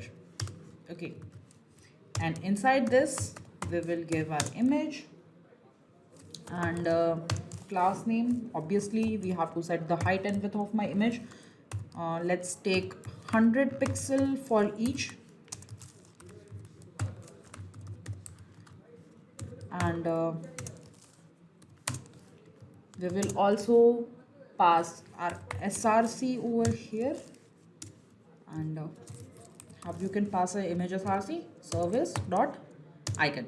So this is basically same whenever you are using objects inside your some other programming languages like React or JavaScript or Java, whatever. Okay, so this is just the same way of accessing your objects, and you can compare it like that. Whenever you are using function and you want to use that function of some particular class, so we create object, and by using that particular object we use the functionality of that particular class by implementing the dot function, right? So this is similarly same. And alternate, what we will do, we'll just pass our service dot name, or you can say title. So here I have created title, that's why I'm giving title over here. Okay, and after that we also want a name of my service, right? So that is basically a title of my service. So we will do that over here. I'll just pass service dot title, and let's add some properties to it. So let's say class name, m is equal to 5, text violet, let's keep it 500. Okay, I guess that's it. That's what we needed. Now let's go and check for the output. So over here you can see we have this particular boxes which contains our name and the images. Okay, so one more thing we have to do, there are no outlines, if you have noticed, right? So if you look at the final output, there are this outlines, and this outline is not of a single color. If you notice, this is a gradient effect. So here this part is little bit darker blue and this part is violet, and if you see inside it is a orange color of glare, right? So we have to create this. Over here you can see there are no particular kind of effects in this, and this looks very blunt. So let's try to do that. So to do that, first of all, we will create one style sheet over here inside my component folder. So let's create a new file, and name of my file will be style.css.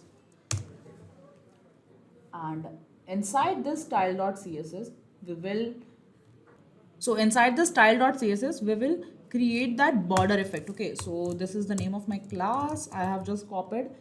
Okay, now let's just give display is equal to flex. Then we have flex direction column.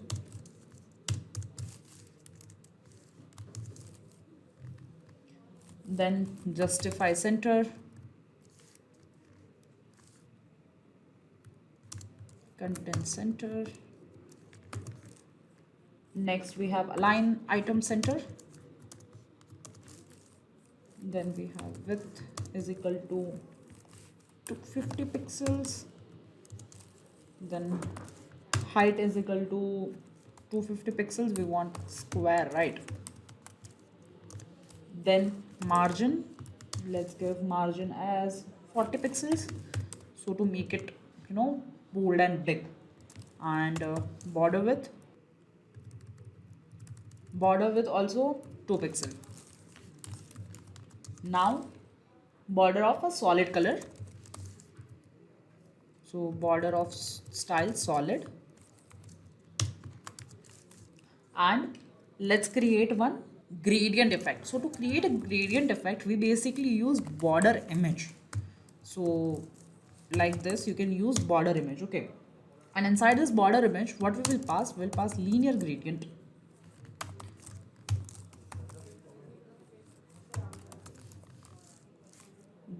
Okay, and inside this linear gradient, there are few things.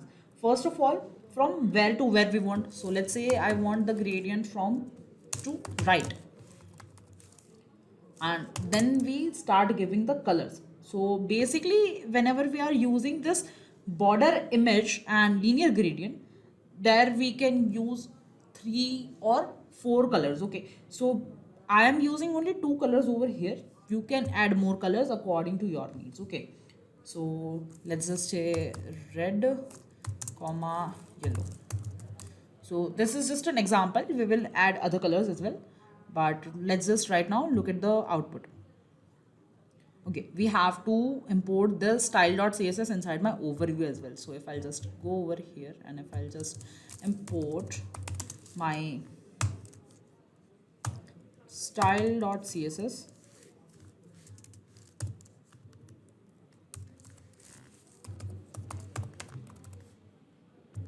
and I'll check the output again. Here you can see I have this box, and this is looking good, right? Now one more thing we have to do. If you notice, we don't have those border color. So one more thing we have to mention over here is transform style without 3D. Now if you look it over here, this is looking little bit better. If I'll just reload this page, and yeah, this is looking good, right? Now let's add some other colors to this. So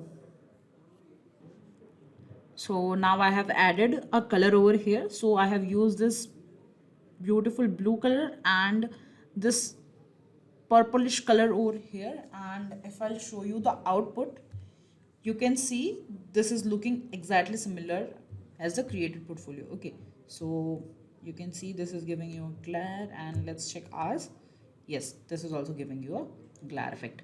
So this is looking amazing. Now let's move to our tools. Okay, so again, for the tools, we are gonna perform the same process we have performed earlier.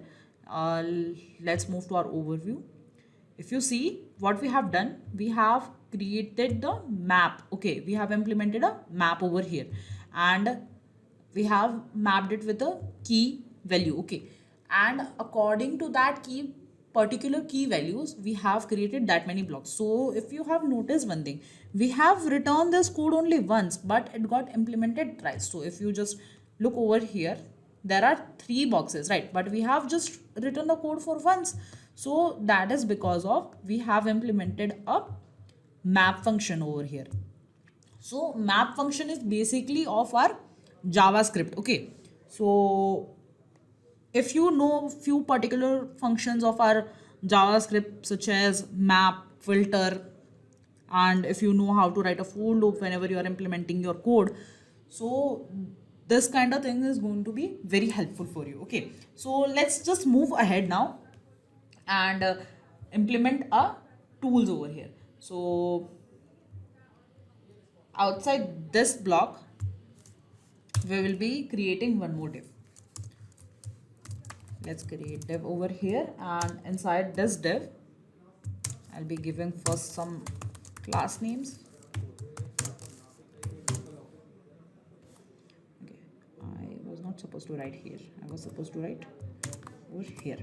Okay, now inside this, first of all we have flex wrap. After flex wrap we have justify center, item center, and now we will again implement the map functionality for our technologies. So let's say technologies dot map, and name of my variable will be technology. Let's say technology. Okay, you can use anything over here, and we will create an arrow function just like this, and inside this we will pass a div, and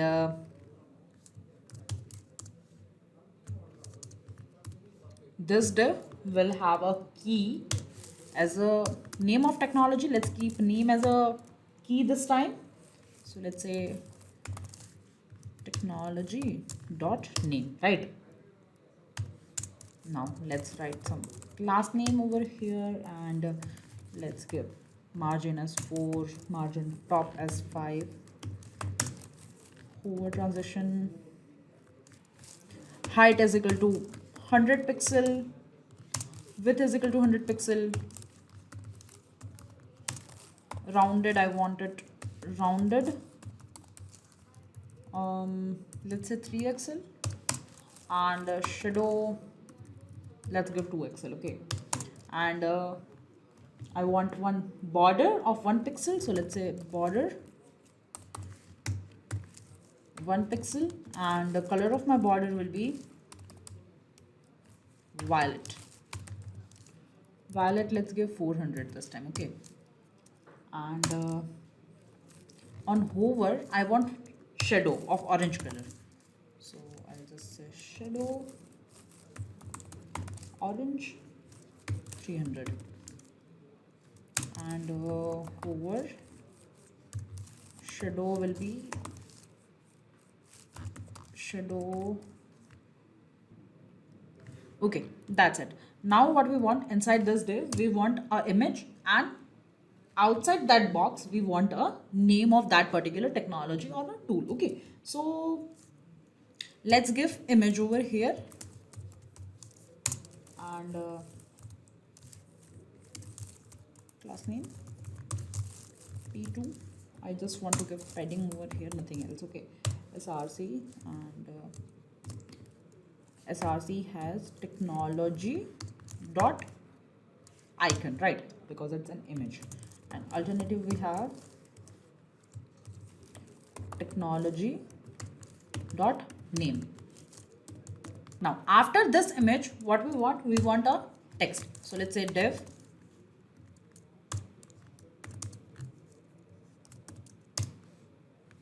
and inside this div what we will do, we will just pass the name of my technology, so let's say technology dot name, and over here I will get class name, and I just want to set my text color as violet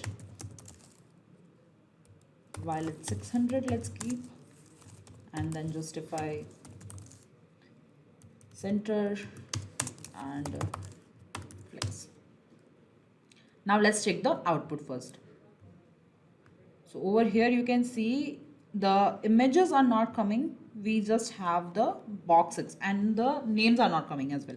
So let's just try to debug the code. Okay, so whenever the names are not coming and the titles are not coming, that means there is some problem when we are using this map over here. Okay, so let's just try to fix this. Let's just move to our Chrome and see what is the output coming. Okay, so if you can see over here, we have this beautiful looking tool section. Okay, so here you can see this is orange shadow on the background, and we have added this Android separately, right? So this is only, you know, coming in the next row. But if I'll just go ahead and remove that from my index.js, it will be fixed. So if I'll just go over here and if I'll just remove this, you can see my Android is gone. Now we have completed our introduction section. We have completed our first page. So now let's move ahead with our PPT and see what we have to do next. So we have completed our overview section. Next we have is our project section. So if you just move back to our already created project and let's try to figure out what are the things we have to do inside our project section. So here I am inside my project, and if you look it over here, this is similar to our introduction section. So this part is same as our introduction section, and similarly we have this tilt boxes, but only the content of this tilt boxes are different. So let's first try to implement this particular part, and then we will try to figure out the rest of the part which contains our actual projects and the project description. Okay, so let's move back to our VS Code and inside my projects. So we have created a component as projects, so we will move to that. So I am inside my projects.js. Let's create one boilerplate first. And yeah, here is my React boilerplate. So now let's move back to our overview. And from the overview, I'm taking this first part. Okay, so this part of my overview will remain same. So I am just copying this part down and moving back to my projects, and over here I'm just pasting it. And instead of this introduction, I'm writing projects over here. And for this description, I have already copied down the text. So I'm just pasting that text instead of this text.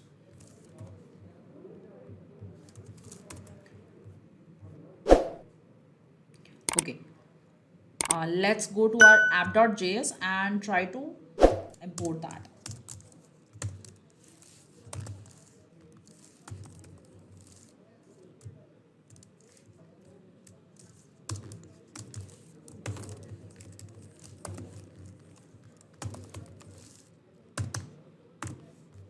Okay, we have to import our projects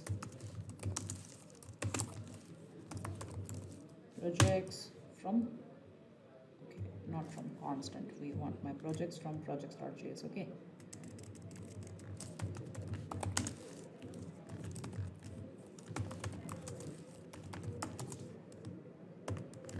dot backslash component, and inside component I want my projects. Okay, so let's go to our browser, and if you see, okay, this is giving an error because there is one div extra. Okay, let's go to our project and try to remove that. So over here I guess there will be one more closing div.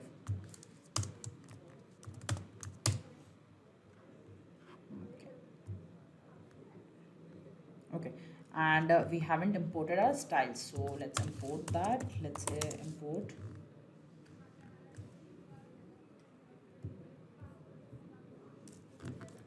styles from my utils.styles. Okay, I guess it should work fine. Okay, yeah, this is working good. Okay, if you just move down over here, we have this projects and there is no description. Let's try to refresh this once. Okay, so there is no description. The description is in the white color, so we don't want that, right? We want the description in the orange color, so let's do that. Okay, So there was this closing div over here, you just had to remove that one. Okay, so rest of the part is working fine. If I'll show you just the output. Okay, you can see over here we have our text in orange color now. Okay, now we have to create those blocks which contains our project details. Okay, so let's do that. So we have already created a tilt before, right, for the services. So same kind of tilt we are going to create for our projects. So let's just do that after this div over here. Okay, over here let's create one tilt, and key will be my project name.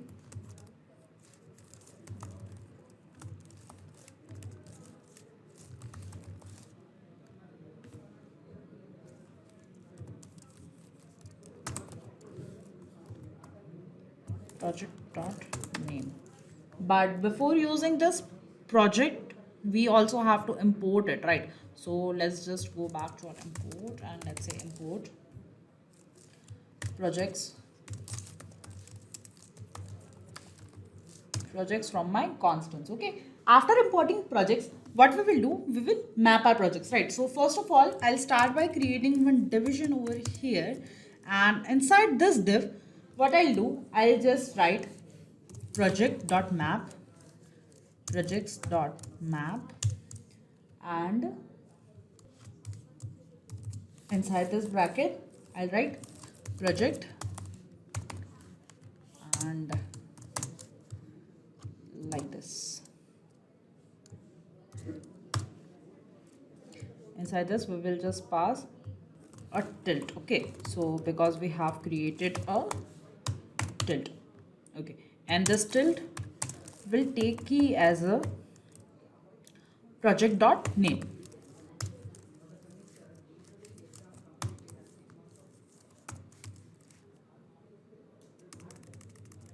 Repeat it. And this tilt will take key as a project.name. Okay, so we have mapped the tilt with our project. Okay, one more thing, if you have noticed over here, we haven't imported the tilt. So what we have to do over here is we have to import our tilt from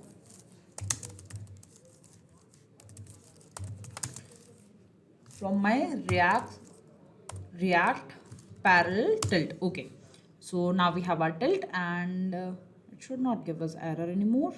Now let's start by giving this tilt a class. Okay, so let's say class name.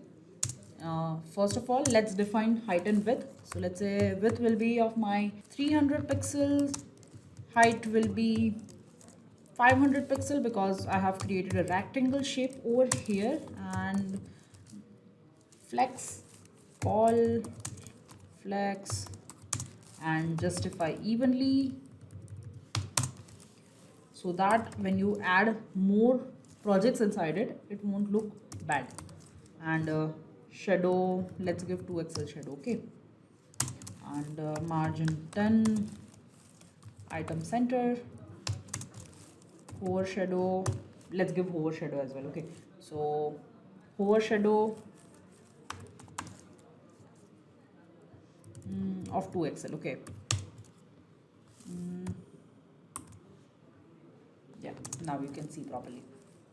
Then we have hover shadow color, so let's give violet color shadow, violet 400. Okay, now usually the shadow color will be of pink.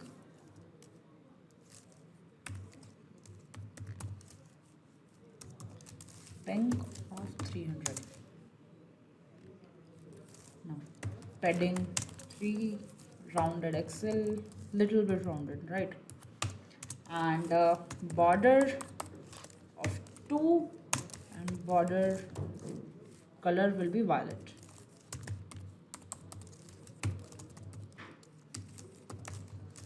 Violet 900. Okay, Let's go to our browser and check the output. So if I'll just refresh this, here you can see it has created 3 boxes for me, but these boxes are in not in a row direction, right? I want this in a row. So what we will do over here, we'll just go over here and we'll just remove this flex call. And if I'll just rephrase this, so this is not in a column. If you go to our browser and look at the output, we have this boxes in a line, but we don't want it like that, right? So let's try to add some more Tailwind. So I'm just moving to this parent div of this tilt and writing class name over here, and let's make it flex first, then flex wrap, and padding, let's give it justify evenly, and item center. Okay, now let's go back to our Chrome. So over here now you can see we have this beautiful boxes, but one more thing we want borders of this, right? And we want data inside it. So otherwise it is looking just fine. Okay, let's move back to our VS Code.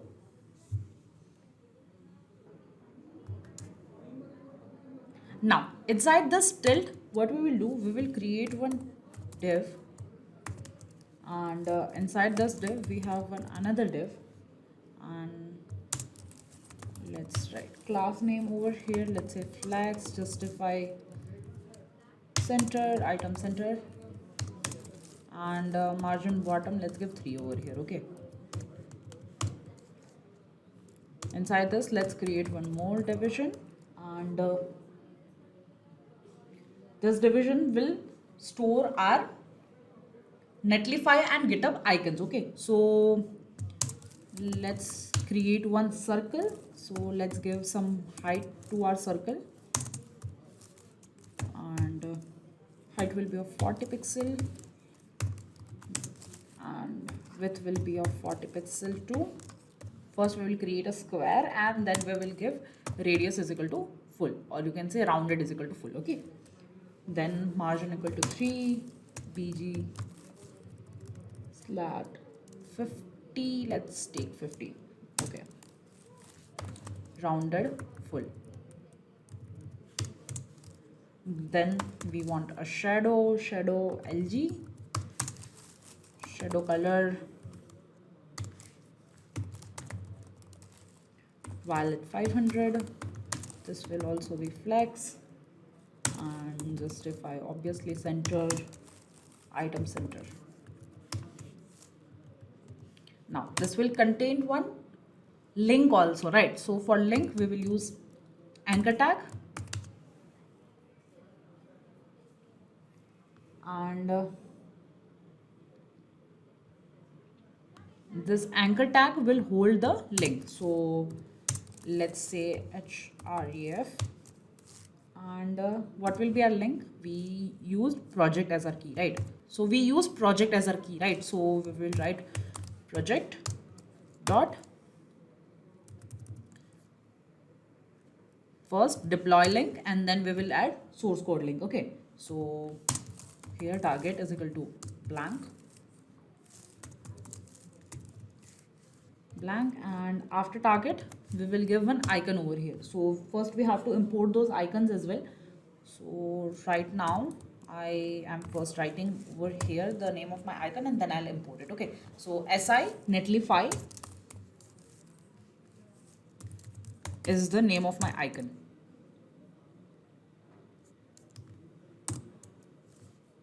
After that we will give some class name over here. Let's say class name,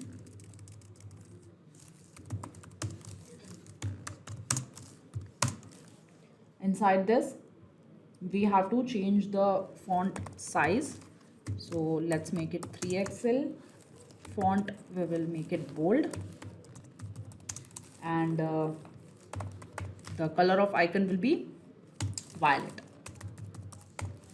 600. So let's just copy this one more time. The same thing for our GitHub. Okay, so I'm just copying this down over here, and instead of this deploy link, I'm writing over here source code link. Okay, and instead of this si Netlify, we have GitHub.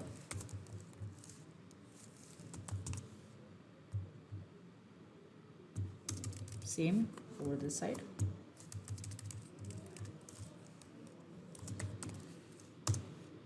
Okay, now let's just copy this, and in our import section, let's say import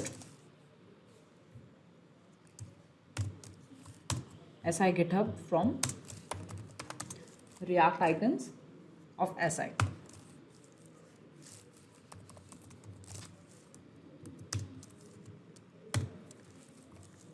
Okay, and similarly I want si Netlify.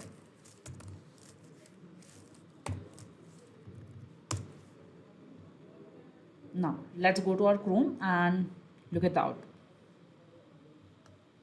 Let's just reload this. Okay, here you can see we have two icons, two beautiful looking icons of Netlify and GitHub.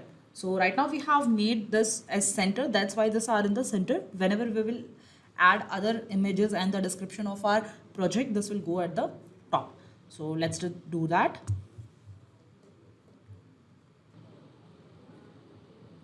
Now, after the icons, what we had our project image, right? So let's just add our project image first. So over here, what I'm doing, I'm just taking image tag and an src. I'll just add project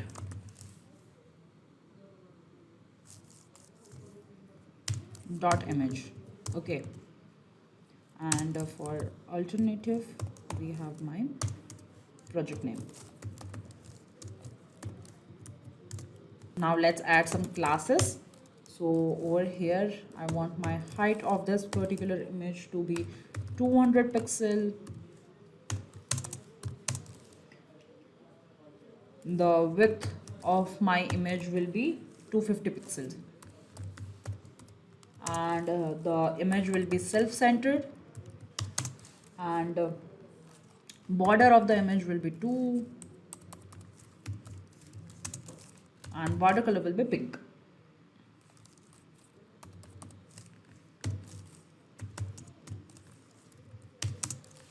After that, I want my edges of this particular image to be rounded 2xl. Okay, so we have done this much. Now let's just close this tag.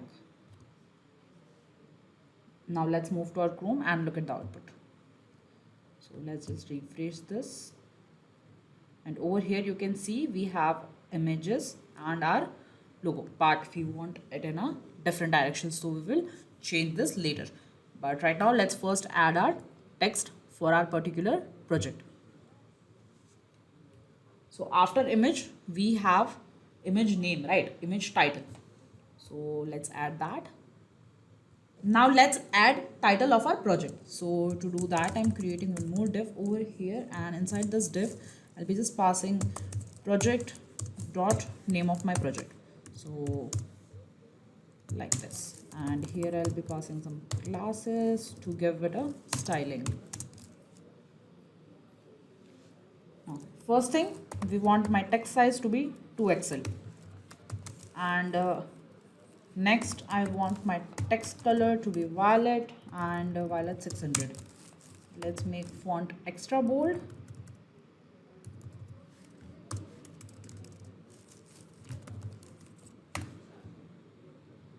Okay. Now, last thing we want is our project description. So let's add our project description as well. Now, inside this, I'll be creating one span. And inside the span, I'll be passing my project dot description. And let's just add class name, and text color will be orange. Orange 500, and text will be in center, like this. Now I guess we have completed our project section. Let's move to our Chrome and look at the output. So yeah, we have got output over here, but one more thing we have to do is we have to make this heading in the center, right? So let's just do that, and I guess rest of the things are pretty much good, right? Okay, I have changed my text to center now. Now let's go back to our Chrome and look at the output. So here you can see this is the desired output we have wanted. Now let's move to our PPT and look at the next step. Okay. Now after creating project, what we have to do is we have to create a contact form. So in contact form, we have two things. First, a form on a left hand side, and on right hand side we have one image.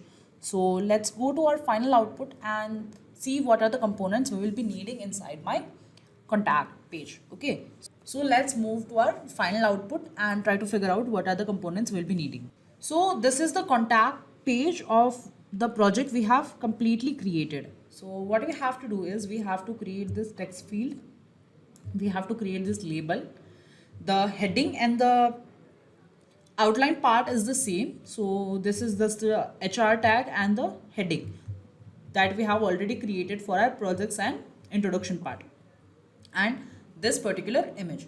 So this image is already present in my assets folder, and one more thing we have to add over here is this button. So let's go to our VS Code and try to build this Contact.js file. So I'm inside my Contact.js. What I'll do over here is rfce, and one more thing I'll go to my App.js and I'll just write here contact.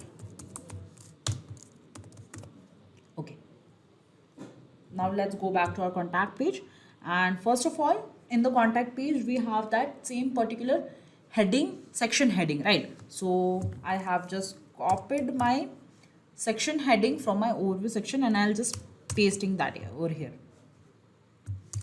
and let's just add one more div over here.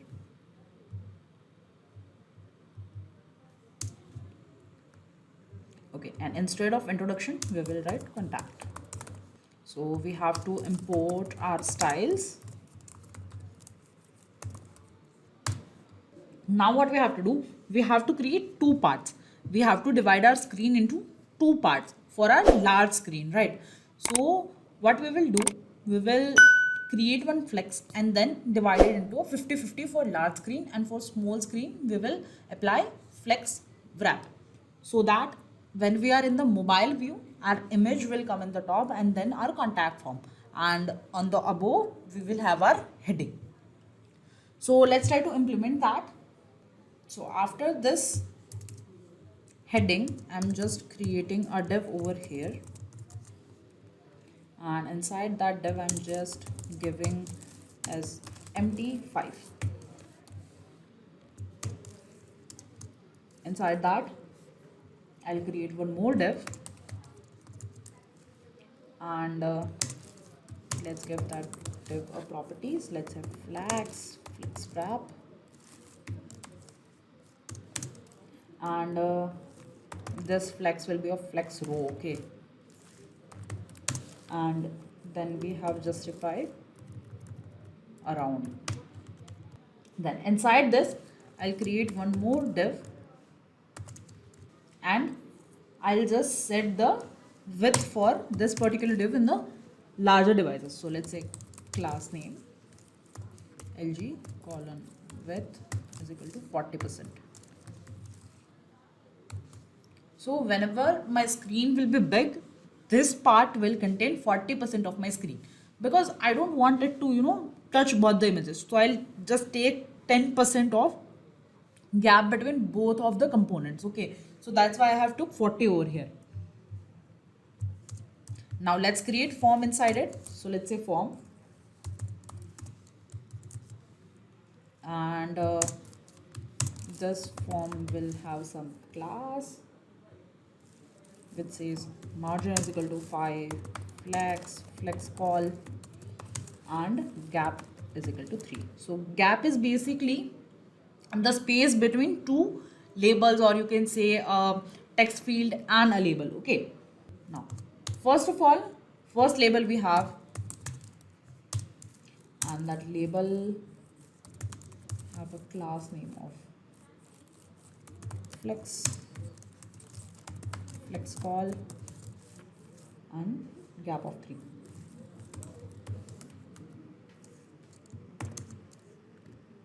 Inside this label we have span,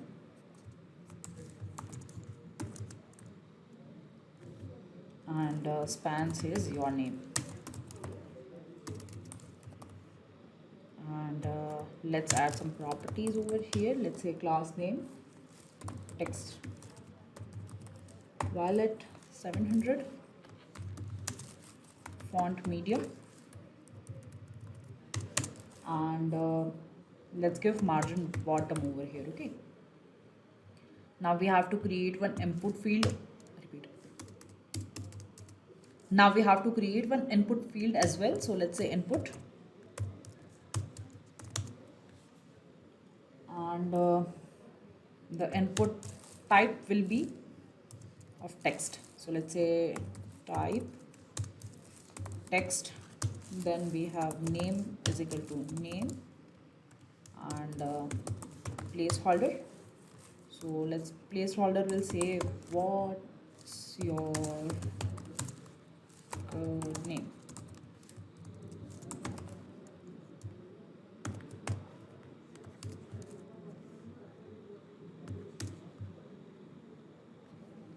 Okay. After the placeholder, we will give this input field some styling. So let's just create first background as orange. Let's keep it 200. Py is equal to 4. Px is equal to 6. Placeholder color will be, let's say, secondary.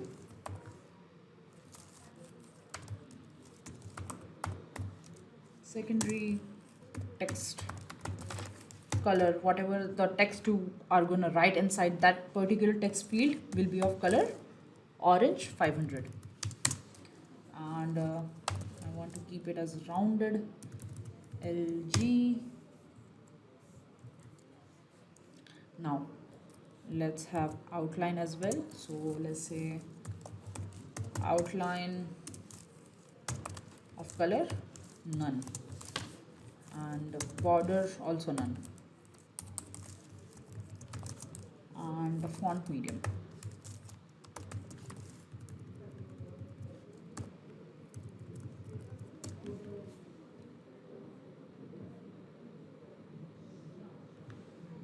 Okay, so we have created one label over here. Let's just copy this label 2 more times. Okay, and then we will change the input fields. Okay, so we have added 3 labels.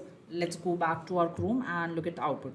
So this is the created, and this is what we created. Okay, so right now we just have this form here. That's why this is in the middle. When the image will come, this will go to our left hand side. Now let's go back to our VS Code and try to edit this. So for the first one, we had a name. Then for the next one, we have your email address. So this one is for name, this one is for email. So let's say your email, and type will be of email, and name will also be email.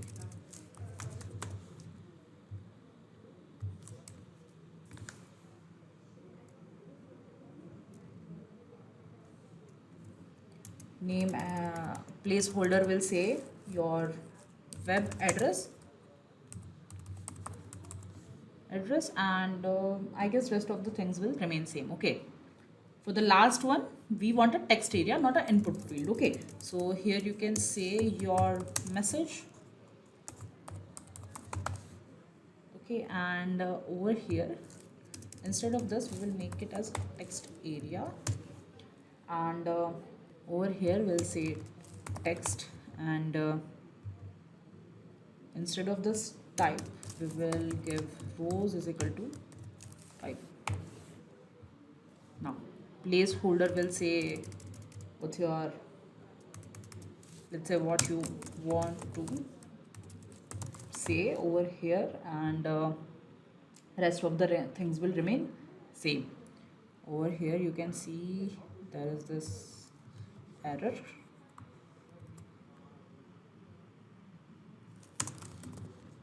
Okay, this error is because this is not an input field, this is text area.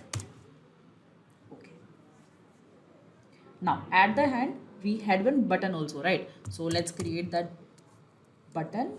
So over here let's say button, and the button type will be submit, and let's give some CSS to this button as well. So let's say class name, background of this button will be /100, hover,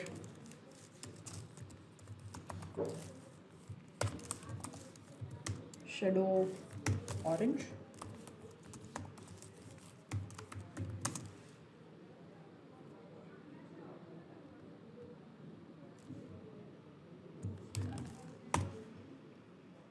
orange 300, padding Y will be 3, padding X will be 8, margin bottom will be 4, all over margin will be 4, and I want this button to be little rounded, so I'll just use rounded XL. I don't want any outline, and the width I want is to fit. Okay, and text will be black color, let's say black, let's make it black. Okay, and font bold. After that we have shadow, the shadow will be MD, and shadow color will be primary.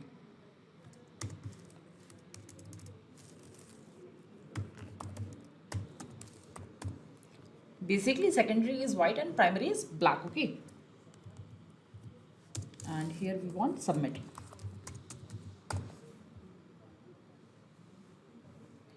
So our form is ready. Let's go to our Chrome and look at the output.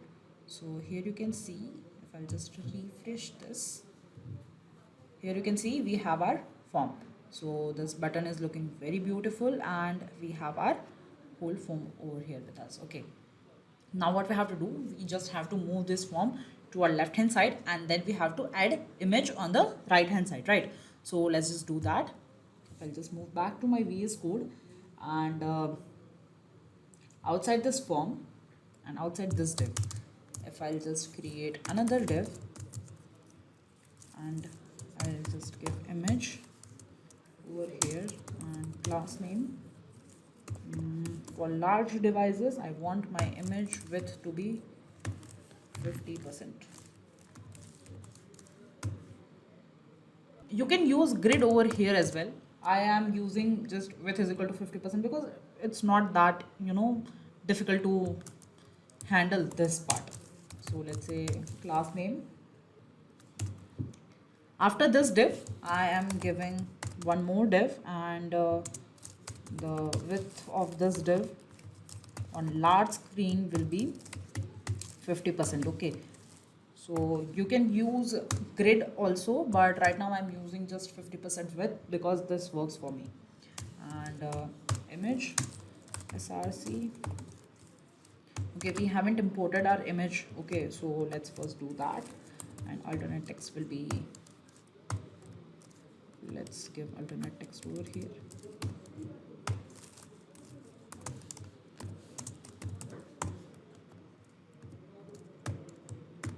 Okay, so let's first import the image and then we will use it. So let's say import contact from /assets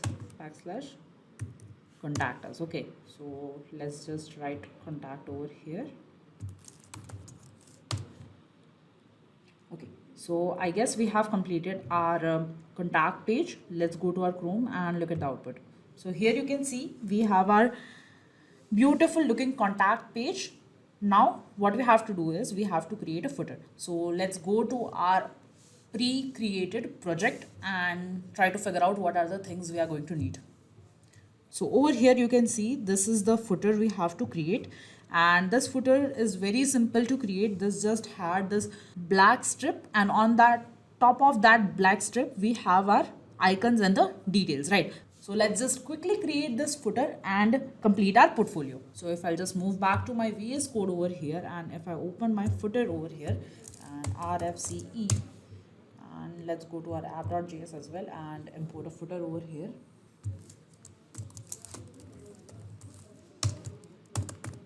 Okay, now let's go back to our footer, and inside my footer we will first start by creating that black strip, right?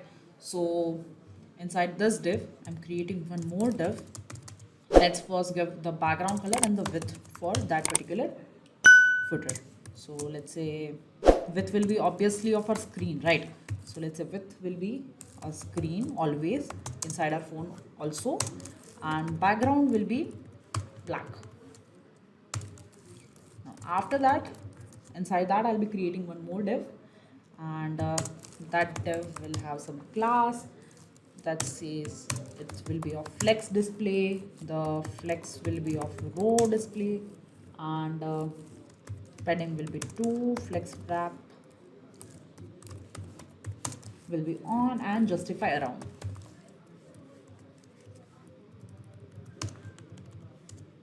Inside this, what we will do, we will create a anchor tag, and we will add our links to that particular anchor tag. Okay, so let's start with the LinkedIn profile. Okay, so let's create one anchor tag over here like this, and let's add href, and inside this add your LinkedIn, and target will say blank, and let's give class name over here, and class name will be text lg flex row, and text color will be violet 300. Okay, so let's quickly add a href over here. So I have copied my LinkedIn profile over here and I have just pasted it. Okay, now what we want one icon with that particular LinkedIn profile, right? So what we will do, so inside this particular anchor tag we will create one more division. So let's say div, because I want that particular link to open when that icon is clicked also, right? Whenever we are clicking the link, we are opening that particular link, but whenever I'm clicking the icon, I want that particular link or website to be open, right? So that's why I'm creating this division inside my anchor tag. Now let's start by making the circle. So let's say class, we know how to create circle, right? Height is equal to 30 pixel, my width will be 30 pixel as well. After that I have rounded full to create a circle. Now this circle will be of flex, justify content center, item center, and background will be of violet color.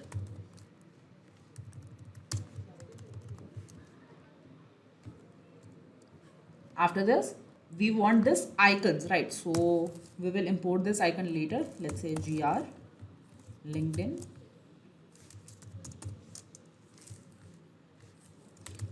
option.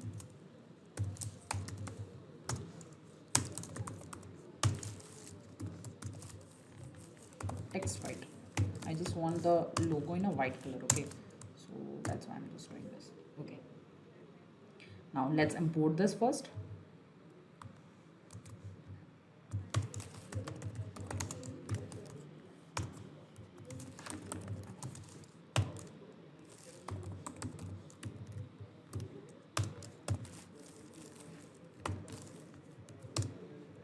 Okay, so we have imported this logo also, and One more thing, after this logo I want some text, right? So let's add the text as well. So after this division I'm creating one span tag. So inside the span I'll just write Intellipaat and I will be capital. And over here I'll just say class name is equal to text white and ml1 empty 0.1 rem.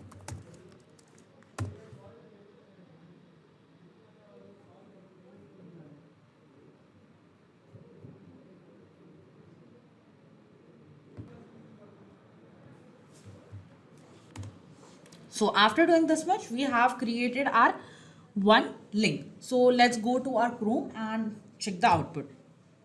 So this is our Chrome and you can see we have created this much. Okay, so now what we have to do, we just have to copy and paste this for 3 more times. Okay, so let's go to our VS Code and if I'll just select this div, I'll just close this div and then select this div. Okay, so over here I'm copying this for the first time, now for the second time, and now for the third time. Now what we have to do, we just have to change the text and the icon, right? Rest of the things will remain same. And also we have to change the URL of the particular icon, right? So let's just do that. So here is our first anchor tag, this is our second anchor tag. So over here we don't want our LinkedIn profile, instead we want our mail. So for the icon I'm using gr mail over here, so I'll just remove this and I'll change it to gr mail, and I'll also change this and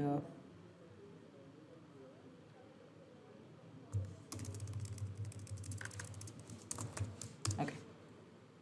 Now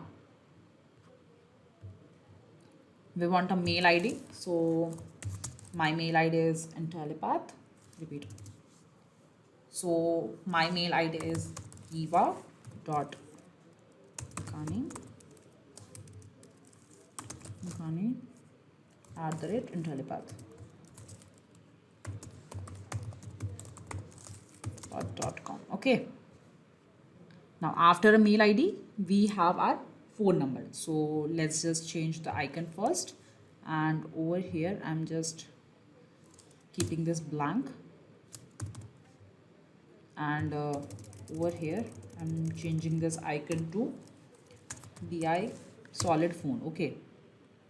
I've imported this icons now. So you can also import this icon. These are all from React icons library. Okay. And on the span tag I want a phone number, so I'm just typing a random phone number, let's say 01234567889. Now for the last one we have our GitHub profile, so let's just here say our GitHub, let's say Intellipaat. Okay, and over here I'll change this icon to gr GitHub. Okay, gr GitHub. And similarly over here.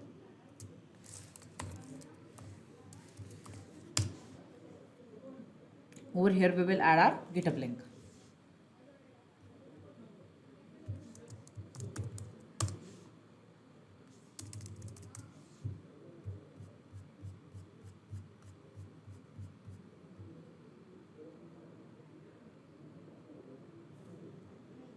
So over here we will add our GitHub link. Okay, so I guess we have completed our portfolio. Let's look at the final output. Let's just refresh this once. And over here you can see this is quite not what we expected, right? So let's just move back to our VS Code, and if you look at the code over here, okay, so we have added LinkedIn tries, so let's just remove that. Okay, now this is good. Okay, but what we want over here is we want this in a single line, right? Not in this row wise. So what we will do, we will just go to our main heading div, and over here we will make this as a, so let's just change this to flex row. Okay, so now we have completed with our whole project. Just the thing left over here is to add the links. So if I'll just go to my output, you can see we have completed the whole project. But if I'll just click those links, it will not work. Okay, so we have to make this link work, right? So let's add React links.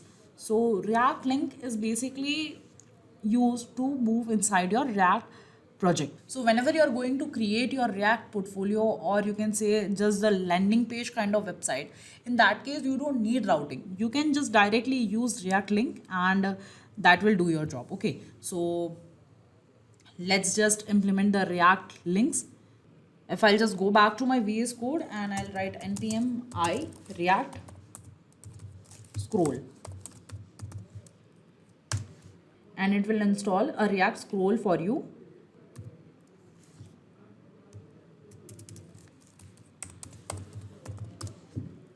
Okay, so SCRW. Okay.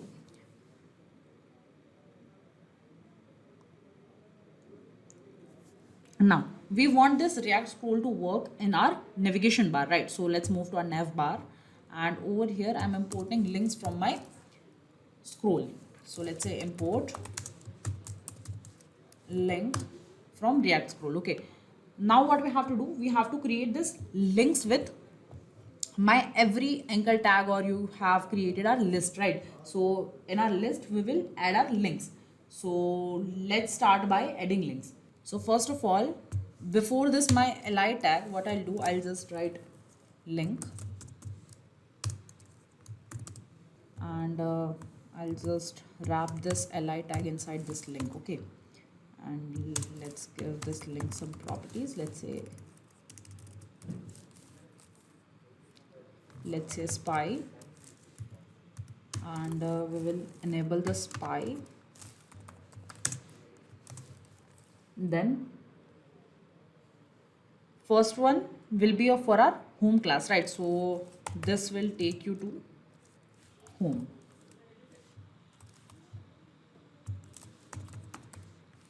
Okay, and this will be our active class as well. So let's just say active class. If you wish, you can ignore this. Okay, similarly we will do for our rest of the links. So here again I'll be creating a link, and here also spy to true, and this will take you to about, or I guess we have created overview, right? So this will take you to overview.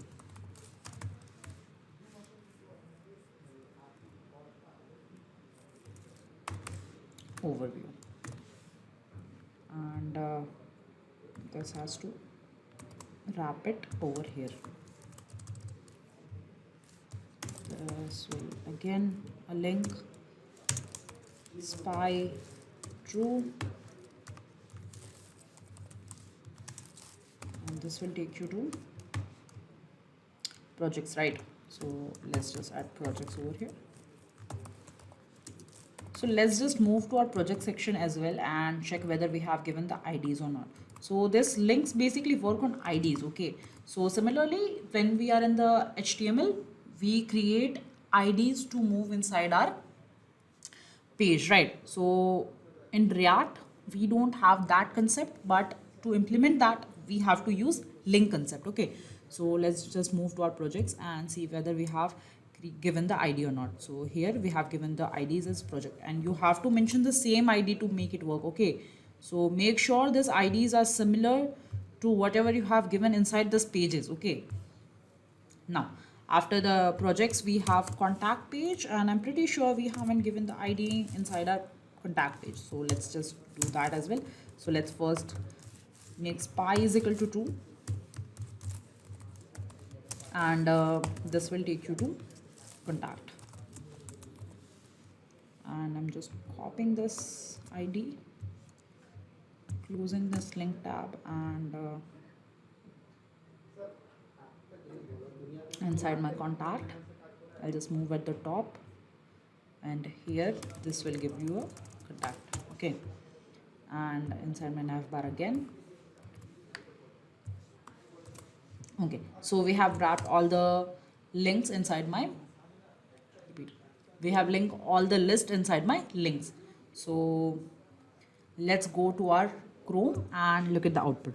So this is what we have created so far. And now let's check whether our navigation bar is working or not. So if I'll just click on the project, I want this to move to my project section, but it is not moving. It is just blinking my cursor over there, if you see. Okay. So the project section is not working because the project ID is wrong. So let's go to our projects and copy this ID and move to navbar.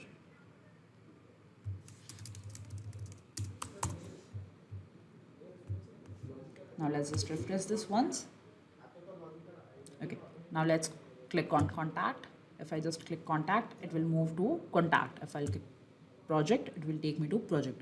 And if I click home, it will take me to main page.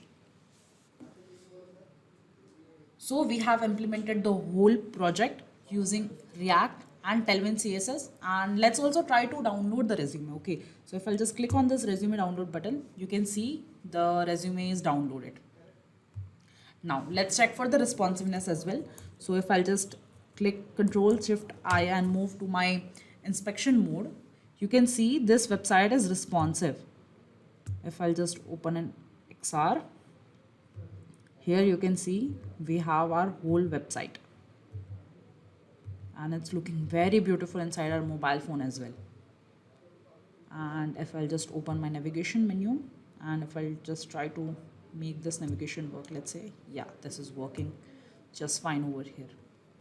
And with that, we have completed our React portfolio project. So if you were creating this React portfolio alongside with me, please share your GitHub link or your deployed code link in the comment section.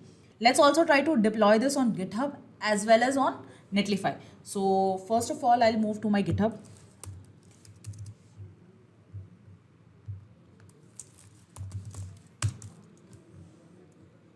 And inside my GitHub, I'll create one new repository over here. So let's just say project 1.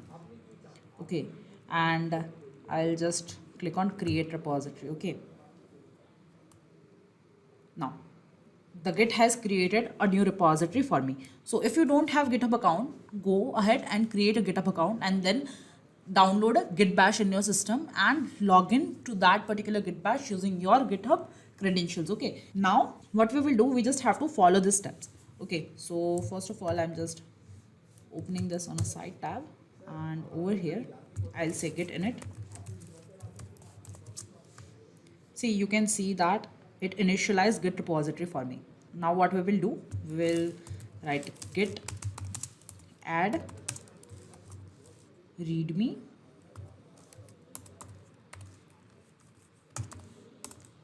.md. Click enter, it will add the readme file to our project. Now what we will do, we will just copy this, just says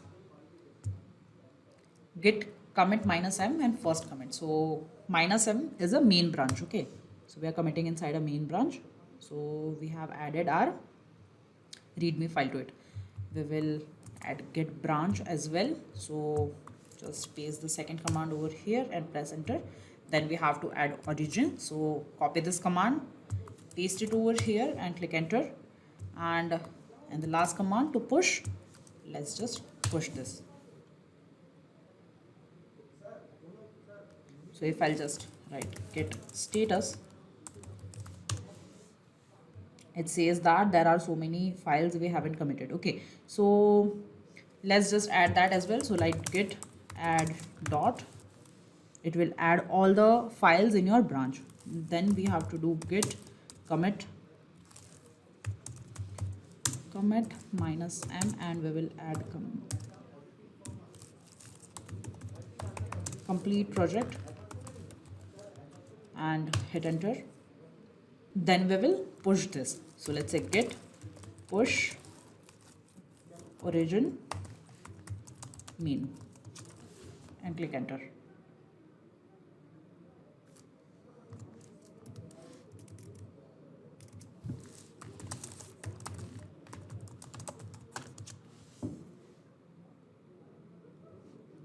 So here you can see we have pushed whole project to our GitHub. So if I'll just go to my GitHub and if I'll just show you, if I'll just refresh this, you will see my project is pushed over here. Everything of my project is pushed over here alongside this pre-created git readme file. Okay, so now let's try to deploy this project. So I already have the Netlify account. If you don't have, just create one Netlify account and just log into that particular Netlify account. So here you can see this is my particular Netlify account. If I'll just say add new site, you can deploy the site using two methods. First, by adding the GitHub, and second, by creating a build file. So I guess you all know how to deploy using a GitHub.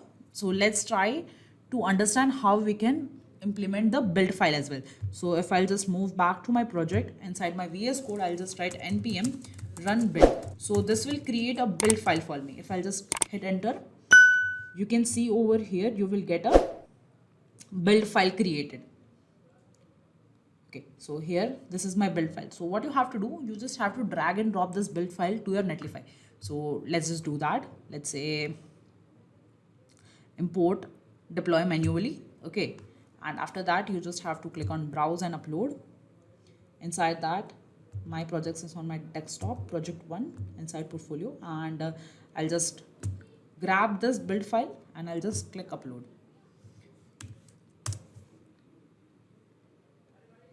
So within a few minutes it will deploy your site, and you can just see all those processes over here. And if you will just click open production deploy, you will see your portfolio is uploaded over here. Okay, and it is working just fine and is looking very beautiful. And with that, we have successfully completed our React portfolio project. We have seen how to create it from the scratch, how to deploy it, how to push it on a GitHub.